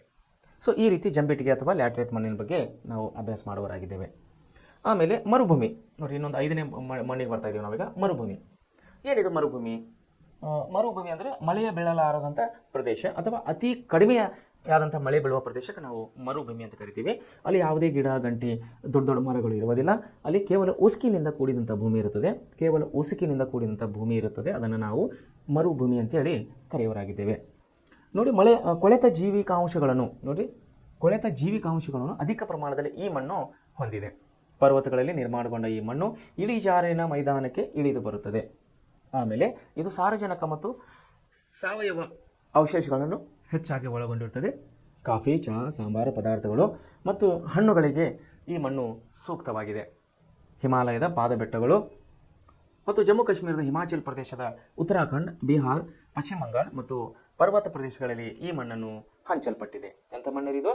ಪರ್ವತ ಮಣ್ಣು. ಇದರ ಹೆಸರೇ ಹೇಳುವಾಗ ಇದು ಪರ್ವತ ಮಣ್ಣು. ಇದು ಪರ್ವತಗಳಿಂದ ಕೂಡಿದ್ದಕ್ಕಾಗಿ ಅಥವಾ ಪರ್ವತದ ಇರುವ ಭಾಗದಲ್ಲಿ ಇರುವಂಥ ಮಣ್ಣು ಇದ್ದಕ್ಕಾಗಿ ಇದನ್ನು ನಾವು ಪರ್ವತ ಮಣ್ಣು ಅಂತೇಳಿ ಕರೆಯೋರಾಗಿದೆ. ಈ ಮಣ್ಣು ನಮಗೆ ಹೆಚ್ಚಾಗಿ ಹಿಮಾಲಯ ಪಾದ ಬೆಟ್ಟಗಳು ಅಂದರೆ ಗುಡ್ಡಗಾಡುಗಳು ಎಲ್ಲಿದೆ ಅಲ್ಲಿ ಸಿಗುತ್ತದೆ. ಜಮ್ಮು ಕಾಶ್ಮೀರದ ಕೆಲವೊಂದು ಪ್ರದೇಶಗಳಲ್ಲಿ ಸಿಗುತ್ತದೆ. ಹಿಮಾಚಲ ಪ್ರದೇಶ, ಉತ್ತರಾಖಂಡ, ಬಿಹಾರ, ಪಶ್ಚಿಮ ಬಂಗಾಳ ಮತ್ತು ಪರ್ವತ ಪ್ರದೇಶಗಳಲ್ಲಿ ಈ ಮಣ್ಣನ್ನು ಹಂಚಿ ಹೋಗಿದೆ. ಸೊ ಮಣ್ಣಿನ ಸವೆತ ಅಂದರೆ ಸವೆತ ಅಂದರೆ ನಾವು ಕಡಿಮೆ ಆಕೋತ ಹೋಗೋದಕ್ಕೆ ನಾವು ಸವೆತ ಅಂತ ಕರಿತೇವೆ. ಮಣ್ಣಿನ ಸವೆತ. ಈ ಮಣ್ಣನ್ನು ಯಾಕೆ ಸವಿತಾ ಇದೆ ಅಂದರೆ ಕರಗ್ತಾ ಇದೆ ಅಂದರೆ ಕಡಿಮೆ ಆಗ್ತಾ ಇದೆ, ಮಣ್ಣಿನ ಪ್ರಮಾಣ ಕಡಿಮೆ ಆಗ್ತಾ ಇದೆ. ಸವಿತಾ ಇದೆ ಅಂದರೆ ಅರ್ಥ ಏನು? ಕಡಿಮೆ ಆಗ್ತಾ ಇದೆ. ಅದು ಹೇಗಾಗ್ತಾ ಇದೆ ನಾವು ನೋಡೋಣ. ಭೂಮಿ ಮೇಲ್ಮೈಯಲ್ಲಿ ಕಂಡುಬರುವ ಸಡಿಲವಾದ ಪದರವು, ಸಡಿಲವಾದ ಅಂದರೆ ಲೂಸ್ ಮಣ್ಣು ಅಂತ ಕರಿತೇವೆ ನಾವು. ಅಂದರೆ ಹಿಂಗೆ ಕೈ ಹಾಕಿದ ತಕ್ಷಣ ಇಷ್ಟಿಷ್ಟು ಫಿಂಗರ್ ಕೂಡ ಮಣ್ಣಲ್ಲಿ ಹೋಗುತ್ತದೆ. ಹಿಂಗೆ ಮಣ್ಣಲ್ಲಿ ಕೈ ಹಾಕಿದ ತಕ್ಷಣ ಇಷ್ಟಿಷ್ಟು ಬೆರಳು ಕೂಡ ಮಣ್ಣಲ್ಲಿ ಹೋಗುತ್ತದೆ. ಅದನ್ನು ನಾವು ಲೂಸ್ ಮಣ್ಣು ಅಂತ ಕರಿತೀವಿ. ಕೆಲವೊಂದು ಪ್ರದೇಶ ಗಟ್ಟಿ ಮಣ್ಣು ಅಂತ ಕರಿತೀವಿ. ಅಂದರೆ ನಾವು ಭೂಮಿ ಒತ್ತಿದ್ರು ಕೂಡ ಫಿಂಗರ್ ಒಳಗೆ ಹೋಗೋದಿಲ್ಲ, ಬೆರಳು ಒಳಗೆ ಹೋಗೋದಿಲ್ಲ. ಅದನ್ನು ನಾವು ಗಟ್ಟಿ ಮಣ್ಣು ಅಂತೇಳಿ ಕರೆಯೋರಾಗಿದ್ದೇವೆ. ಸೊ ಮಣ್ಣಿನ ಸವೆತು ದೇಶದ ಮುಖ್ಯ ಸಮಸ್ಯೆಗಳಲ್ಲಿ ಒಂದಾಗಿದೆ. ಯಾಕಂದರೆ ಮಣ್ಣು ಇಲ್ಲ ಅಂದರೆ ಮನುಷ್ಯನ ಜೀವನ ಇಲ್ಲ. ನಾನು ಮೊದಲನೇ ನಿಮಗೆ ಪ್ರಸ್ತಾವನೆಯಲ್ಲಿ ತಿಳಿಸಿದ್ದೇನೆ ಮಣ್ಣು ಮನುಷ್ಯನಿಗೆ ಎಷ್ಟು ಮುಖ್ಯವಾಗಿದೆ. ಸೊ ಇಲ್ಲಿ ಕೂಡ ಅದೇ ಬರ್ತದೆ. ಒಂದೆಡೆ ಮಣ್ಣಿನ ಸವೆತವು ಏನಾಗಿದೆ, ಇದು ದೇಶದ ಪ್ರಮುಖ ಸಮಸ್ಯೆಗಳಲ್ಲಿ ಇದು ಒಂದಾಗಿದೆ. ಇದು ಇತ್ತೀಚಿನ ವರ್ಷಗಳಲ್ಲಿ ಇದು ಅಧಿಕವಾಗಿದೆ. ಇತ್ತೀಚಿನ ವರ್ಷಗಳಲ್ಲಿ ಮಣ್ಣಿನ ಸವೆತವು ಅಧಿಕ ಆಗ್ತಾ ಇದೆ. ಇದಕ್ಕೆ ಕಾರಣಗಳೆಂದರೆ ಒಂದು ಅರಣ್ಯಗಳ ನಾಶ, ಎರಡನೇದಾಗಿ ಹೆಚ್ಚು ಮೇಯಿಸುವುದು, ಅಂದರೆ ದನ ಕರುಗಳನ್ನು ಅಲ್ಲಿರುವಂಥ ಪ್ರದೇಶದಲ್ಲಿರುವಂಥ ರೈತರು ಅಥವಾ ಜಾನುವಾರುಗಳನ್ನು ಹೆಚ್ಚಿಗೆ ಮೇಯಿಸುವುದು. ಆಮೇಲೆ ಅವೈಜ್ಞಾನಿಕ ಬೇಸಾಯ, ಅಂದರೆ ನಾನ್ ಟ್ರೈನಿಂಗ್ ಅಂತ ಅಥವಾ ನಾನ್ ಟೆಕ್ನಾಲಜಿ ಅಂತ ಕರಿತೀವಿ. ಅವೈಜ್ಞಾನಿಕವಾದಂಥ ಹಳೆ ಪದ್ಧತಿ ಬೇಸಾಯ ಅಥವಾ ರೈತಾಪಿ ವರ್ಗ ನಾವೇನು ಕರಿತೀವಿ ಅದು ಕೂಡ ಇದಕ್ಕೆ ಒಂದು ಕಾರಣವಾಗಿದೆ. ಅಧಿಕ ನೀರಾವರಿ ಬಳಕೆ ಮೊದಲಾದವು. ಬಹಳಷ್ಟು ನೀರನ್ನು ಬಳಸ್ತಾರೆ. ಆಮೇಲೆ ರಭಸವಾಗಿ ಹರಿಯುವ ನೀರು ಮತ್ತು ಪ್ರವಾಹ, ಸ್ಪೀಡಾಗಿ ನೀರು ಹರಿತಾ ಇರ್ತದೆ ನೋಡಿ. ಒಂದೊಂದು ಸಾರಿ ಮಳೆ ಸ್ಲೋ ಆಗಿ ಬರ್ತಾ ಇರ್ತದೆ, ಅದು ನೀರು ಹರಿಯುವ ಸ್ಟೈಲೇ ಬೇರೆ ಇರುತ್ತೆ. ಒಂದೊಂದು ಸಾರಿ ಮಳೆ ಗಟ್ಟಿಯಾಗಿ ಬರ್ತದೆ, ಜೋರಾಗಿ ಬರ್ತದೆ. ಆವಾಗ ನೋಡಿರಿ ಮಳೆ ನೀರು ಹೇಗೆ ಹರಿತದೆ. ಸೊ ಅದನ್ನು ಮಳೆ ತುಂಬ ಬಂದರೂ ಸವಿತಾನೇ ಇದೆ, ಮಳೆ ಕಡಿಮೆ ಬಂದರೂ ಕೂಡ ಸವಿತಾನೇ ಇದೆ. ಆಮೇಲೆ ಇಟ್ಟಿಗೆ, ಹೆಂಚು ಮತ್ತು ಮಡಿಕೆ ತಯಾರಿಕೆಗೆ ಮೇಲ್ಮಣ್ಣಿನ ಅತಿಯಾದ ಬಳಕೆ. ಇವಾಗ ಇಟ್ಟಿಗೆ ಭಟ್ಟಿಗಳು ತಾವು ನೋಡಿದರೆ ಇಟ್ಟಿಗೆಯನ್ನು ಮಾಡುವಂಥವ್ರು ಅವ್ರು ಏನು ಮಾಡ್ತಾರೆ ಅಂದರೆ ಅದಕ್ಕೆ ಇಟ್ಟಿಗೆ ಮಾಡೋಕ್ಕೆ ಬೇಕಾಗುವಂಥ ಸೂಕ್ತ ಮಣ್ಣನ್ನು, ಅಂದರೆ ಅವು ಎಷ್ಟೇ ದೂರ ಇದ್ದರು 10 ಕಿಲೋಮೀಟರ್ 20 ಕಿಲೋಮೀಟರ್ 30 ಕಿಲೋಮೀಟರ್ ಎಷ್ಟೇ ದೂರ ಹಿಡಿದ್ರಾಗ ಇಟ್ಟಿಗೆ ಬಟ್ಟಿಗಾರರು ಏನು ಮಾಡ್ತಾರೆ, ಅಷ್ಟು ದೂರಿಂದ ಆ ಮಣ್ಣನ್ನು, ಅಂದರೆ ಅವ್ರಿಗೆ ಗೊತ್ತಾಗಿರ್ತವೆ ಇಟ್ಟಿಗೆ ಮಾಡೋಕ್ಕೆ ಯಾವ ಮಣ್ಣು ಬರ್ತದೆ ಯಾವ ಮಣ್ಣು ಬರೋದಿಲ್ಲ. ಸೊ ಎಷ್ಟೇ ದೂರ ಇದ್ದರೂ ಕೂಡ ಅದನ್ನು ಲಾರಿಗಳ ಮುಖಾಂತರವಾಗಿ JCBಗಳ ಮುಖಾಂತರವಾಗಿ ಅದನ್ನು ಅವರ ಬಟ್ಟೆ ಹತ್ರ ಮಣ್ಣನ್ನು ವರ್ಷಕ್ಕೆ ಎಷ್ಟು ಬೇಕೋ ಅಷ್ಟು ಸೇಕರಣೆ ಮಾಡ್ಕೊಂಡಿರ್ತಾರೆ. ಜನ ದುಡ್ಡು ಬಟ್ಟೆ ಸೇಕರಿಸ್ಕೊಂಡಿರ್ತಾರೆ. ಇಟ್ಟಿಗೆ ಬಟ್ಟಿಗಾರ ಏನು ಮಾಡ್ತಾರೆ, ಮಣ್ಣನ್ನು ಸೇಕರಣೆ ಮಾಡ್ಕೊಂಡಿರ್ತಾರೆ. ಯಾಕಂದರೆ ಒಂದು ವರ್ಷಕ್ಕೆ ಬೇಕಾಗುವಂಥ ಮಣ್ಣನ್ನು ಅವರು ಜಮಾ ಮಾಡ್ಕೊಂಡಿರ್ತಾರೆ, ಶೇಖರಣೆ ಮಾಡ್ಕೊಂಡಿರ್ತಾರೆ. ಹೀಗಾಗಿ ಅವ್ರಿಗೆ ಇಟ್ಟಿಗೆ ಮತ್ತು ಹೆಂಚುಗಳು ಮಾಡಬೇಕಂದ್ರೆ ಅವರಿಗೆ ಈ ಮಣ್ಣಿನ ಅವಶ್ಯಕತೆ ಇದೆ. ಯಾವುದೋ ಇಟ್ಟಿಗೆಗೆ ಬೇಕಾಗುವಂಥ ಸ್ವಲ್ಪ ಕೆಂಪು ಬಣ್ಣಕ್ಕೆ ತಿರುಗಿದಂಥ ಮಣ್ಣು ಇರುತ್ತದು. ಆಮೇಲೆ ಮೇಲ್ಮನೆ ಅತಿಯಾದ ಬಳಕೆ ಹೇಳಿದ್ರೆ ನಿಮ್ಗೆ ಮಣ್ಣನ್ನು ಜಾಸ್ತಿ ನಾವು ಕೆದರ್ತಾ ಇದ್ದಿದ್ದು ಕೂಡ ಅದು ಮಣ್ಣಿನ ಸವೆತಕ್ಕೆ ಒಂದು ಕಾರಣವಾಗಿದೆ. ಮಣ್ಣಿನ ಸವೆತದ ಪರಿಣಾಮಗಳು ಏನು? ಹಾಗಾದರೆ ಮಣ್ಣು ಸವಿತಾ ಆದರೆ ಏನಾಗ್ತದೆ, ಒಂದೆಡೆ ಮಣ್ಣು ಸೌದು ಹೋದ್ರೆ ಏನಾಗುತ್ತೆ ಮನುಷ್ಯನ ಜೀವನಕ್ಕೆ ಅನ್ನುವಂಥ ವಿಷಯಗಳನ್ನು ನಾವಿಲ್ಲಿ ನೋಡೋರಾಗಿದೆ. ಮಣ್ಣಿನ ಸವೆತದ ಕಾರಣಗಳು, ಈ ಕಾರಣಗಳು ನೋಡಿ ನಾವು. ಒಂದು ಅರಣ್ಯ ನಾಶ ನೋಡ್ರಿ, ಮಣ್ಣಿನ ಸವೆತಕ್ಕೆ ಕಾರಣಗಳು.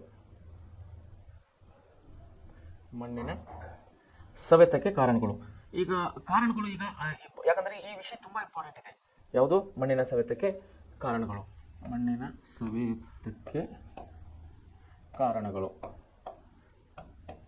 ಯಾಕಂದರೆ ಈ ಮಣ್ಣಿನ ಸವೆತವನ್ನು ತಡೆಗಟ್ಟಲು ಕೇಂದ್ರ ಸರ್ಕಾರದಿಂದ ಅಥವಾ ಕೇಂದ್ರ ಕೃಷಿ ಇಲಾಖೆಯಿಂದ ಒಂದು ಸಪ್ರೇಟ್ ಒಂದು ಇಲಾಖೆಯನ್ನು ಬೇರ್ಪಡಿಸಿದ್ದಾರೆ. ಅದು ಎಂಥ ಇಲಾಖೆ ಅಂದರೆ ಜಲಾನಯನ ಅಭಿವೃದ್ಧಿ ಇಲಾಖೆ ಅಂತೇಳಿ ಹೇಳ್ತೀನಿ ನೋಡ್ರಿ. ಅದು ಜಲಾನಯನ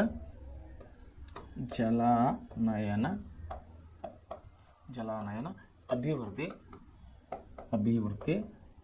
ಇಲಾಖೆ. ಈ ಇಲಾಖೆ ಕೆಲಸ ಏನ್ರಿ ಅಂದರೆ, ಜಲಾನಯನ ಅಭಿವೃದ್ಧಿ ಇಲಾಖೆ ಏನಂದರೆ ನೋಡಿ, ಜಲಾನಯನ ಅಂದ್ರೆ ಏನು ಮೊದಲನೇದಾಗ ಅದು ತಿಳ್ಕೊಂಬೋಣ. ಜಲಾನಯನ ಅಂದ್ರೆ ಏನು? ಜಲಾನಯನ.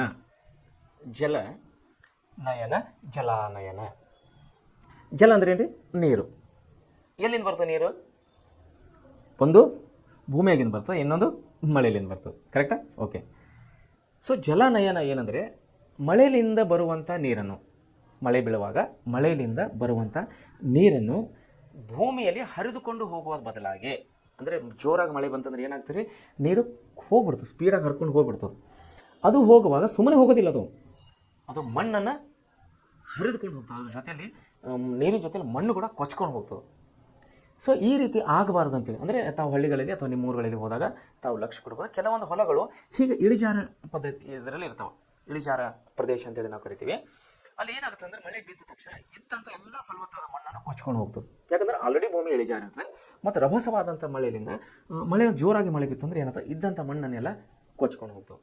ಸೊ ಅದಕ್ಕಾಗಿ ಸರ್ಕಾರ ಏನು ಮಾಡಿದೆ, ಜಲಾನಯನ ಅಭಿವೃದ್ಧಿ ಇಲಾಖೆ ಅಂತೇಳಿ ಒಂದು ಸಪ್ರೇಟ್ ಇಲಾಖೆ ಮಾಡಿ ಆ ಇಲಾಖೆಯಿಂದ ಏನು ಮಾಡ್ತಾ ಇದ್ದಾರೆ, ಕೆಲವೊಂದು ಕಾರ್ಯಕ್ರಮಗಳು ಮಾಡ್ತಾ ಇದ್ದಾರೆ, ಸರ್ಕಾರ ಕಾರ್ಯಕ್ರಮಗಳು ಮಾಡ್ತಾ ಇದೆ. ಏನಂದರೆ ಅಲ್ಲಿ ಅಂದ್ರೆ 20 ಫೂಟಿಗೊಂದು ಒಂದು 30 ಫೂಟಿಗೊಂದು 50 ಫೂಟಿಗೊಂದು ಅಂದರೆ ಅಲ್ಲಿನ ಪರಿಸ್ಥಿತಿ, ಆ ಭೂಮಿಯ ಪರಿಸ್ಥಿತಿ ನೋಡ್ಕೊಂಡು ಏನು ಮಾಡ್ತಾ ಇದ್ದಾರೆ, ಕಲ್ಲಿನ ಒಡ್ಡುಗಳನ್ನೆಲ್ಲ ಹಾಕ್ತಾ ಇದ್ದಾರೆ. ಅಂದರೆ ಕಲ್ಲನ್ನು ಶೇಖರಣೆ ಮಾಡ್ತಾ ಇದ್ದಾರೆ. ಎಲ್ಲಿ ಅಲ್ಲಿ ಪ್ಲೇಸ್ ಮಾಡಿರ್ತಾರೆ. ಈ ಕಲ್ಲನ್ನು ಶೇಖರಣೆ ಮಾಡಿದ ಅಂದರೆ ನೀರು ಹರ್ಕೊಂಡು ಹೋಗುವಂಥ ಪ್ಲೇಸ್ನಲ್ಲಿ, ನೀರು ಎಲ್ಲಿ ಜಾಸ್ತಿ ಹರ್ಕೊಂಡು ಹೋಗ್ತಿದ್ದಾರೆ ಅಂಥ ಒಂದು ಸ್ಥಳದಲ್ಲಿ ಏನು ಮಾಡ್ತಾರೆ, ಕಲ್ಲುಗಳನ್ನು ಹೊಡ್ತಾ ಇದ್ದಾರೆ. ಒಡ್ಡು ಏನು ಮಾಡ್ತಾ ಇದ್ದಾರೆ ಅಂದರೆ ಬ್ಯಾಕ್ ಸೈಡ್ ಅಂದರೆ ಹಿಂದ್ಗಡೆ ಅದಕ್ಕೆ ಪ್ಲಾಸ್ಟರ್ ಮಾಡ್ತಾ ಇದ್ದಾರೆ, ಸಿಮೆಂಟ್ ಉಸ್ಕಚ್ಚಿ ಪ್ಲಾಸ್ಟರ್ ಮಾಡ್ತಾ ಇದ್ದಾರೆ. ಅಂದರೆ ಮೇಲಿಂದ ನೀರು ಹರ್ಕೊಂಡು ಬರೋದು ಏನಾಗ್ತದೆ ಅಂದರೆ, ನೀರು ಈ ಕಲ್ಲಿದ್ದಂಥ ಸ್ಥಳದಲ್ಲಿ ಒಂದು ನೀರು ಸ್ಲೋ ಆಗಿಬಿಡ್ತದೆ, ಒಂದು ನೀರಿನ ಹರಿಯುವ ಪ್ರಮಾಣ ಸ್ಲೋ ಆಗ್ತದೆ ಅಥವಾ ಕಡಿಮೆ ಆಗ್ತದೆ. ಆವಾಗ ಏನಾಗ್ತದೆ, ನೀರು ಸ್ಲೋ ಆದ ತಕ್ಷಣ ಭೂಮಿ ಸ್ವಲ್ಪ ನೀರು ಈ ನೀರನ್ನು ಇಂಗ್ಕೋತದೆ. ಆ ಮಣ್ಣನ್ನು ಭೂಮಿ ಆ ಮಣ್ಣಿನಲ್ಲಿ ಮೂಲಕವಾಗಿ ಆ ನೀರನ್ನು ಇಂಗ್ಕೋತದೆ. ಯಾಕಂದರೆ ನೀರಿನ ಹರಿಯುವ ಪ್ರಮಾಣ ಸ್ಲೋ ಆಗಿರ್ತದೆ. ಸ್ಲೋ ಆಗಿದ್ಮೇಲೆ ಸ್ವಲ್ಪ ನೀರು ಕುಡಿತದೆ, ಮಣ್ಣು ನೀರು ಕುಡಿತದೆ. ಅದು ಜಾಸ್ತಿ ಪ್ರಮಾಣದಲ್ಲಿ ಕುಡಿಲಿ, ಭೂಮಿ ತಂಪಾಗಿರಲಿ, ರೈತರಿಗೆ ಒಳ್ಳೆಯ ರೀತಿ ಬೆಳೆಗಳು ಬರಲಿ, ಕುಡಿಯೋಕ್ಕೆ ನೀರಿನ ಅನುಕೂಲ ಆಗಲಿ, ಮಣ್ಣು ಸವೆತವನ್ನು ಕಡಿಮೆ ಆಗಲಿ ಅನ್ನುವಂಥ ಉದ್ದೇಶಕ್ಕಾಗಿ ಸರ್ಕಾರದವರು ಏನು ಮಾಡ್ತಾ ಇದ್ದಾರೆ, ಮಹಾತ್ಮ ಗಾಂಧಿ ಉದ್ಯೋಗ ಖಾತ್ರಿ ಯೋಜನೆ ಅಂದರೆ ಸರ್ಕಾರದಂಥ ಪ್ರಮುಖ ಒಂದು ಇದು ಉದ್ಯೋಗ ಖಾತ್ರಿ ಯೋಜನೆ. ಈ ಯೋಜನೆಯಲ್ಲಿ ದುಡಿಯುವಂಥ ಕೂಲಿಕಾರರು ಹಾಗೂ ಅಲ್ಲಿ ಆಯಾ ಊರಿನಲ್ಲಿರುವಂಥ ರೈತ ಸಂಘಗಳು ಮತ್ತು ಜಲಾನಯನ ಸಂಘಗಳಂತಿವೆ ಮತ್ತು ಕೆರೆಗಳ ಸಂರಕ್ಷಣಾ ಸಮಿತಿಗಳಂತಿದೆ, ಕೆರೆ ನೀರು ಸಂರಕ್ಷಣಾ ಸಮಿತಿಗಳಂತಿದೆ. ಹಳ್ಳಿ ನಾವು ಮಟ್ಟದಲ್ಲಿ ಇದು ಎಲ್ಲ ಕಾಣವರಾಗಿದ್ದಾರೆ. ಈ ಎಲ್ಲ ಸಮಿತಿಯವರು ಹಾಗೂ ಸರ್ಕಾರದವರು ಹಾಗೂ ಉದ್ಯೋಗ ಖಾತ್ರಿ ಕಾರ್ಮಿಕರು ಏನು ಮಾಡ್ತಾ ಇದ್ದಾರೆ ಇವಾಗಂದರೆ, ಅವರವರ ರೈತರ ಹೊಲದಲ್ಲಿ ಹೋಗಿ ಎಲ್ಲೂ ಅವಶ್ಯಕತೆ ಇದೋ ಅಲ್ಲಿ ಕಲ್ಲುಗಳ ಒಡ್ಡನ್ನು ಓಡ್ತಾ ಇದ್ದಾರೆ. ಕಲ್ಲುಗಳ ಶೇಖರಣೆ ಮಾಡ್ತಾರೆ. ಅದಕ್ಕೆ ನಾವು ಆಡು ಭಾಷೆಯಲ್ಲಿ ಅಥವಾ ರೈತರ ಭಾಷೆಯಲ್ಲಿ ಒಡ್ಡು ಅಂತ ಹೇಳಿ ಕರಿತೇವೆ ನಾವು. ಸೊ ಆಗೇನಾಗ್ತದೆ, ನೀರು ಸ್ಪೀಡ್ ಹರ್ಕೊಂಡು ಬಂದಂಥ ನೀರನ್ನು ಆ ಕಲ್ಲುಗಳ ಹತ್ರ ಅದರ ಸ್ಪೀಡ್ ಅನ್ನೋದು ಏನಿದೆಲ್ಲ ಮೇಲಿಂದ ಹರ್ಕೊಂಡು ಬರೋಂಥ ಸ್ಪೀಡ್ ಕಲ್ಲು ಹತ್ರ ಬರೋದ ಸ್ಲೋ ಆಗ್ಬಿಡ್ತದೆ. ನೀರಿನ ಪ್ರಮಾಣ ಸ್ಲೋ ಆದ ತಕ್ಷಣ ಅಲ್ಲಿ ಏನಾಗ್ತದೆ, ಭೂಮಿ ಇಂಗ್ಕೋತದೆ, ನೀರು ಕುಡಿತದೆ. ನೀರು ಕುಡಿಯುತ್ತದೆ. ನೀರು ಕುಡಿಯೋದ್ರಿಂದ ಏನಾಗ್ತದೆ ಅಂದರೆ ನೀರಿನ ಸ್ಪೀಡ್ ಕಡಿಮೆ ಆಗಿಸಲಿ ಕೊಚ್ಕೊಂಡು ಹೋಗೋಂಥ ಮಣ್ಣು ಕೂಡ ಅಲ್ಲಿ ಉಳ್ಕೋತದೆ. ಎಲ್ಲಿ ಆ ಕಲ್ಲುಗಳಲ್ಲಿ ಮಣ್ಣು ಉಳ್ಕೋತದೆ, ನೀರು ಕೂಡ ಕುಡಿತದೆ. ಅದು ನೀರು ಉಳಿದಿದ್ದಂಥ ನೀರು ಏನಾಗ್ತದೆ, ಭೂಮಿ ಇಂಗ್ಕೊಂಡ್ಮೇಲೆ ಅಲ್ಲಿ ತಂಪಾದ ವಾತಾವರಣ ಸೃಷ್ಟಿಯಾಗುತ್ತದೆ. ಎಲ್ಲಿ ಭೂಮಿ ಒಳಗೆ. ಸೊ ತಂಪಾದಾಗ ಏನಾಗ್ತದೆ, ಒಣಗೋಗಿದ್ದ ಭೂಮಿ ಒಂದು ದಿವಸ ಬೆಳೆಗಳಿಗೆ ತಂಪನ್ನು ಕೊಡ್ಬೋದು. ಆದರೆ ಹಸಿಯಾದ ಮಣ್ಣು ಅಥವಾ ಹಸಿಯಾದಂಥ ಭೂಮಿ ಏನು ಮಾಡ್ತೀರಿ, ಮಿನಿಮಮ್ 1 ವೀಕ್ ಅಥವಾ 1 ವಾರ, 10 ದಿವಸ, 15 ದಿವಸ ಡಿಪೆಂಡ್ ಅಪಾನ್ ಅಲ್ಲಿನ ಪರಿಸ್ಥಿತಿಗೆ ಅನುಗುಣವಾಗಿ ಬೆಳೆಗಳಿಗೆ ತೇವಾಂಶವನ್ನು ಕೊಡುವುದಾಗಿದೆ, ತಣ್ಣಿನ ತೇವಾಂಶವನ್ನು ಕೊಡುವುದಾಗಿದೆ. ಇದರಿಂದ ಉತ್ತಮ ರೀತಿಯಲ್ಲಿ ಬೆಳೆ ಬೆಳೆಯಲು ರೈತರಿಗೆ ಸಹಾಯ ಆಗಿದೆ. ಸೊ ವಿದ್ಯಾರ್ಥಿಗಳಿಗೆ ನಾನು ಹೇಳೋ ಉದ್ದೇಶ ಏನಂದರೆ, ಈ ಜಲಾನಯನ ಅಭಿವೃದ್ಧಿ ಏನಿದೆಲ್ಲ ಮಣ್ಣಿನ ಸವೆತದ ಏನಾದರೆ ಕಂಟ್ರೋಲಿಂಗ್ ಅಂತೇನೋ, ಮಣ್ಣಿನ ಸವೆತದ ನಿಯಂತ್ರಣಕ್ಕಾಗಿ ಈ ಜಲಾನಯನ ಪ್ರದೇಶಗಳಲ್ಲಿ ವಾಟರ್ ಶೆಡ್ ಡಿಪಾರ್ಟ್ಮೆಂಟ್ದವರು ಈ ರೀತಿ ಕಾರ್ಯಕ್ರಮಗಳ ಹಳ್ಳಿಗಳಲ್ಲಿ ರೈತರು ಭೂಮಿಯಲ್ಲಿ ಮಾಡ್ತಾ ಇದ್ದಾರೆ. ಸೊ ಮಣ್ಣಿನ ಸವೆತಕ್ಕೆ ಇವೆಲ್ಲ ಕಾರಣಗಳಿವೆ. ಏನೇನು ಕಾರಣಗಳಿವೆ? ಒಂದು ಅರಣ್ಯನಾಶ, ಹೆಚ್ಚು ಮೇಯಿಸುವುದು, ಆಮೇಲೆ ವೈಜ್ಞಾನಿಕ ಬೇಸಾಯ ಪದ್ಧತಿ, ಆಮೇಲೆ ಅಧಿಕ ನೀರಾವರಿ ಬಳಕೆ, ಆಮೇಲೆ ರಭಸವಾಗಿ ಹರಿಯುವ ನೀರು, ಆಮೇಲೆ ಇಟ್ಟಿಗೆ, ಹಂಚು ಮತ್ತು ಮಡಿಕೆ, ಆಮೇಲೆ ಮಣ್ಣಿನ ಅತಿಯಾದ ಬಳಕೆ. ಸೊ ಈ ರೀತಿ ಆಗೋದ್ರಿಂದ ಇದು ಮಣ್ಣಿನ ಸವೆತಕ್ಕೆ ಕಾರಣವಾಗಿದೆ. ಆದರೆ ಈ ಸವೆತದ ಪರಿಣಾಮಗಳು ಏನಾಗ್ತದೆ, ಮಣ್ಣು ಈ ರೀತಿ ಸವಿತಾ ಹೋದರೆ ಏನಾಗ್ತದೆ ನೋಡೋಣ ಮುಂದೆ ನಾವು. ಮಣ್ಣಿನ ಸವೆತವು ಅನೇಕ ಸಮಸ್ಯೆಗಳಿಗೆ ಕಾರಣವಾಗಿದೆ. ಸವೆತವು ಅನೇಕ ಸಮಸ್ಯೆಗಳಿಗೆ ಕಾರಣವಾಗಿದೆ. ಅವು ಮುಖ್ಯವಾದೆಂದರೆ, ಮಣ್ಣಿನ ಸವೆತದಿಂದ ನದಿಗಳಲ್ಲಿ ಹೂಳು ತುಂಬಿ ಪ್ರವಾಹ ಉಂಟಾಗುತ್ತದೆ. ನೋಡಿ, ಮಣ್ಣಿನ ಸವೆತದಿಂದ ಏನಾಗ್ತೀರಿ, ಮಣ್ಣು ಸೌಕೊಂಡು ಎಲ್ಲಿ ಹೋಗ್ಬೇಕ್ರಿ, ಇದು ನದಿಗೆ ಹೋಗ್ಬೇಕಲ್ಲ. ಸೊ ನದಿಯಲ್ಲಿ ಏನಾಗ್ತದೆ, ಹೂಳು ತುಂಬ್ತಾ ಇದೆ. ನಾನು ಮೊನ್ನೆ ವಿದ್ಯಾರ್ಥಿಗಳ ಪತ್ರಿಕೆಯಲ್ಲಿ ನಾನು ಓದಿದ್ದೇನೆ. ಏನಂದರೆ, ತುಂಗಭದ್ರಾ ನದಿ ಎಲ್ಲಿದೆ ಗೊತ್ತಾ ತಮಗೆ? ಹೊಸಪೇಟೆ, ಬಳ್ಳಾರಿ ಜಿಲ್ಲೆ. ಈಗ ಹೊಸಪೇಟೆ ಕೂಡ ಇವಾಗ ಜಿಲ್ಲೆ ಆಗಿದೆ, ವಿಜಯನಗರ ಜಿಲ್ಲೆ ಅಂತ ಹೇಳೋದಕ್ಕೆ ಹೆಸರು ಕೊಟ್ಟಿದ್ದಾರೆ. ಸೊ ವಿಜಯನಗರ ಜಿಲ್ಲೆಯಲ್ಲಿ ನಮ್ಮ ಕರ್ನಾಟಕದ ಉತ್ತರ ಕರ್ನಾಟಕದಲ್ಲಿ ಇದು ಏನಂದರೆ ತುಂಗಭದ್ರಾ ನದಿ, ತುಂಗಭದ್ರಾ ಡ್ಯಾಮ್ ಅಥವಾ ತುಂಗಭದ್ರಾ ಜಲಾಶಯ ಅಂತೇಳಿ ನಾವೇನು ಕರೆಯೋರಾಗಿದ್ದೇವೆ. ಇದು ಮೇಲೆ ಪಶ್ಚಿಮ ಘಟ್ಟದಿಂದ ಹರಿದು ಬರುವಂಥ ನದಿಯಾಗಿದೆ. ಭದ್ರಾ ನದಿಯಿಂದ ಹುಟ್ಟಿಕೊಂಡು ಮೇಲೆ ಪಶ್ಚಿಮ ಘಟ್ಟಗಳಿಂದ ಹುಟ್ಟಿಕೊಂಡು ಮಧ್ಯದಲ್ಲಿ ಸಣ್ಣ ಪುಟ್ಟ ಎಲ್ಲ ನದಿಗಳು, ಹಳ್ಳ ಕೊಳ್ಳಗಳು ಸೇರಿಕೊಂಡು ಅದು ತುಂಬ ಬೃಹತ್ತಾದಂಥ ಒಂದು ದೊಡ್ಡ ತುಂಗಭದ್ರಾ ನದಿಯಾಗಿ ಹರಿದುಕೊಂಡು ಎಲ್ಲಿ ಬಂದು ಸ್ಟಾಪ್ ಆಗ್ತಾ ಇದೆ ಅಂದರೆ, ಅದು ಹೊಸಪೇಟೆ ಪಟ್ಟಣದಲ್ಲಿ ತುಂಗಭದ್ರಾ ನದಿಗೆ ಅಡ್ಡಲಾಗಿ ಕಟ್ಟಿರುವಂಥ ಆಣೆಕಟ್ಟಿನಲ್ಲಿ ನೀರು ಶೇಖರಣೆ ಆಗ್ತಾ ಇದೆ. ಸೊ ನಿಮಗೊಂದು ವಿಷಯ ಹೇಳಕ್ಕೆ ಇಷ್ಟಪಡ್ತೀನಿ. ನೀರು ಸುಮ್ಮನೆ ಅದು ಒಂದೇ ಬರೋದಿಲ್ಲ, ಅದರ ಜೊತೆಯಲ್ಲಿ ಏನು ಮಾಡ್ತಾರೆ, ಫಲವತ್ತಾದ ಮಣ್ಣನ್ನು ಕೂಡ ಅದು ಎಳ್ಕೊಂಡು ಬರ್ತಾ ಇದೆ, ತೆಗೆದುಕೊಂಡು ಬರ್ತಾ ಇದೆ. ಸೊ ಏನಾಗ್ತದೆ, ಬಂದಂಥ ಮಣ್ಣು ಎಲ್ಲಿ ಹೋಗಬೇಕು? ನೀರಂದರೆ ಓಕೆ, ಡ್ಯಾಮ್ನಲ್ಲಿ ಶೇಖರಣೆ ಆದಂಥ ನೀರನ್ನು ಆಮೇಲೆ ಏನು ಮಾಡ್ತೀರಿ, ಫೆಬ್ರವರಿ, ಮಾರ್ಚ್, ಏಪ್ರಿಲ್ನಲ್ಲಿ ರೈತರ ಬೆಳೆಗಳಿಗೆ ಮತ್ತು ಆ ಡ್ಯಾಮ್ನ ಅಣೆಕಟ್ಟಿನ ಪಕ್ಕದಲ್ಲಿರುವಂಥ ಕುಡಿಯುವ ನೀರಿನ ಸಮಸ್ಯೆಗಾಗಿ ಆ ನೀರನ್ನು ಬಳಕೆ ಮಾಡ್ತಾರೆ, ಅಥವಾ ನಗರಕ್ಕೆ ಸರಬರಾಜುಗಳನ್ನು ಕೂಡ ಮಾಡ್ತಾ ಇದ್ದಾರೆ. ಎಕ್ಸಾಮ್ ಕಡೆ ಈಗ ನಮಗೆ ಹುಬ್ಬಳ್ಳಿ ಮತ್ತು ಧಾರವಾಡಕ್ಕೆ ಕುಡಿಯುವ ನೀರು ಎಲ್ಲಿದು ಬರ್ತಾ ಇದೆ? ತಮಗೆಲ್ಲ ಗೊತ್ತಿದ್ದ ವಿಷಯ ಇದೆ. ಒಂದೆರಡು ಗೊತ್ತಿಲ್ಲ ಅಂದ್ರೆ ತಾವು ತಿಳ್ಕೊಬೋದು. ನಮಗೆ ಕುಡಿಯೋಕೆ ನೀರು ಹುಬ್ಬಳ್ಳಿ ಮತ್ತು ಧಾರವಾಡ ಮಹಾನಗರ ಪಾಲಿಕೆಗೆ, ಮಹಾನಗರ ಜನತೆಗೆ ಕುಡಿಯೋ ನೀರು ನಮಗೆ ಬರ್ತಾ ಇರೋದು ಸವದತ್ತಿ ಮಲಪ್ರಭಾ ಡ್ಯಾಮ್ಲಿಂದ. ಸವದತ್ತಿ ಮಲಪ್ರಭಾ ಡ್ಯಾಮಿನಿಂದ ನಮಗೆ ಕುಡಿಯೋಕೆ ನೀರು ಬರ್ತಾ ಇದೆ. ಸವದತ್ತಿ ಬೆಳಗಾವಿ ಜಿಲ್ಲೆ ಸವದತ್ತಿ ತಾಲೂಕಿನಲ್ಲಿದೆ. ಸವದತ್ತಿ ನಮಗೆ ಧಾರವಾಡಲಿಂದ ಸಮೀಪ, ಅಂದರೆ ನಿಯರ್ ಬೈ 30ರಿಂದ 35 ಕಿಲೋಮೀಟರ್ ಒಳಗವರೆಗೆ ನಮಗೆ ಡಿಸ್ಟೆನ್ಸ್ ಇದೆ. ಸೊ ಸರ್ಕಾರ ಏನು ಮಾಡಿದೆ, ಒಂದು ದೊಡ್ಡ ಯೋಜನೆಯನ್ನು ಹಾಕೊಂಡಿದೆ. ಏನಂದರೆ ನಿರಂತರ ಕುಡಿಯುವ ನೀರು ಸರಬರಾಜು 24x7 ಅಂತೇಳಿ ಮಾಡಿದೆ.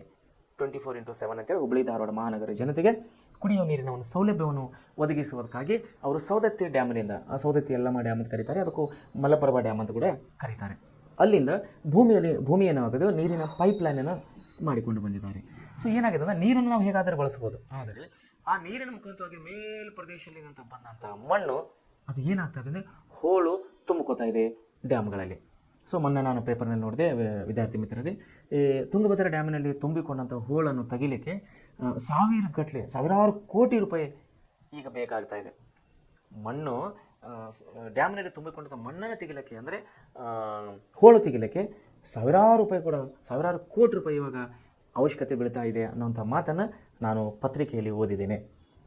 ಸೊ ಇದನ್ನು ಯಾಕೆ ಹೇಳ್ತಾ ಇದ್ದೀನಿ ಅಂದರೆ, ಜಲಾಶಯ ಮತ್ತು ಕೆರೆಗಳಿಗೆ ಹೂಳು ತುಂಬೋದ್ರಿಂದ ನೀರನ್ನು ಸಂಗ್ರಹಿಸುವ ಅವುಗಳ ಸಾಮರ್ಥ್ಯ ಕೂಡ ಕಡಿಮೆ ಆಗ್ತದೆ.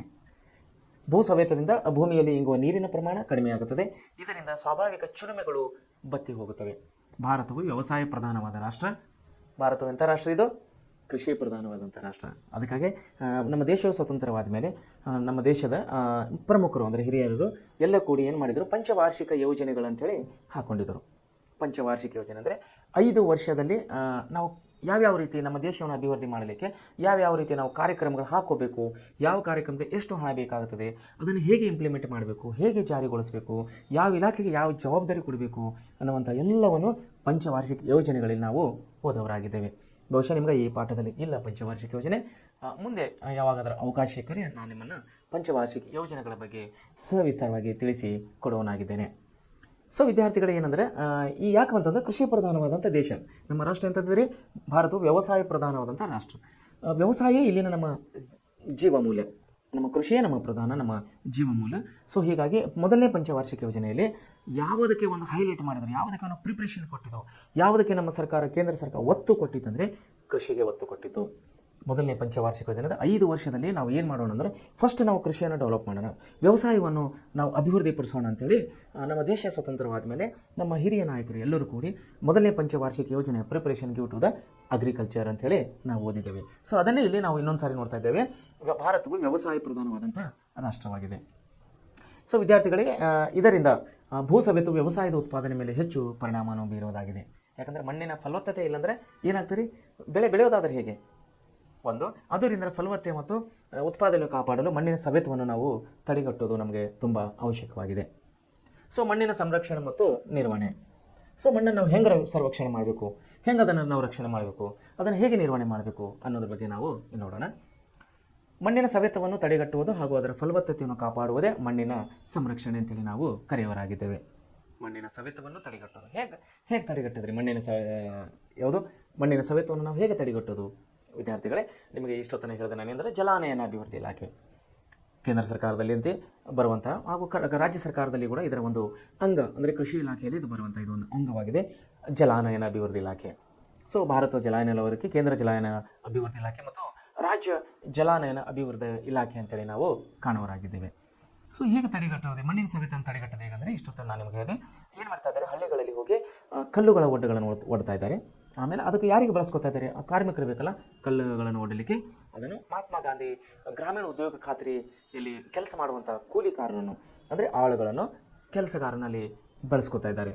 ಬಳಸ್ಕೊಂಡು ಏನು ಮಾಡ್ತಾ ಇದ್ದಾರೆ, ಅಲ್ಲಿ ಡ್ಯಾಮ್, ಚೆಕ್ ಡ್ಯಾಮ್ ಅಂತ ಹೇಳಿ ಕರಿತೀವಿ, ಅದಕ್ಕೆ ಚಿಕ್ಕ ಡ್ಯಾಮ್ ಅಥವಾ ಚೆಕ್ ಡ್ಯಾಮ್ ಅಂತ ಹೇಳಿ ಕರಿತೀವಿ.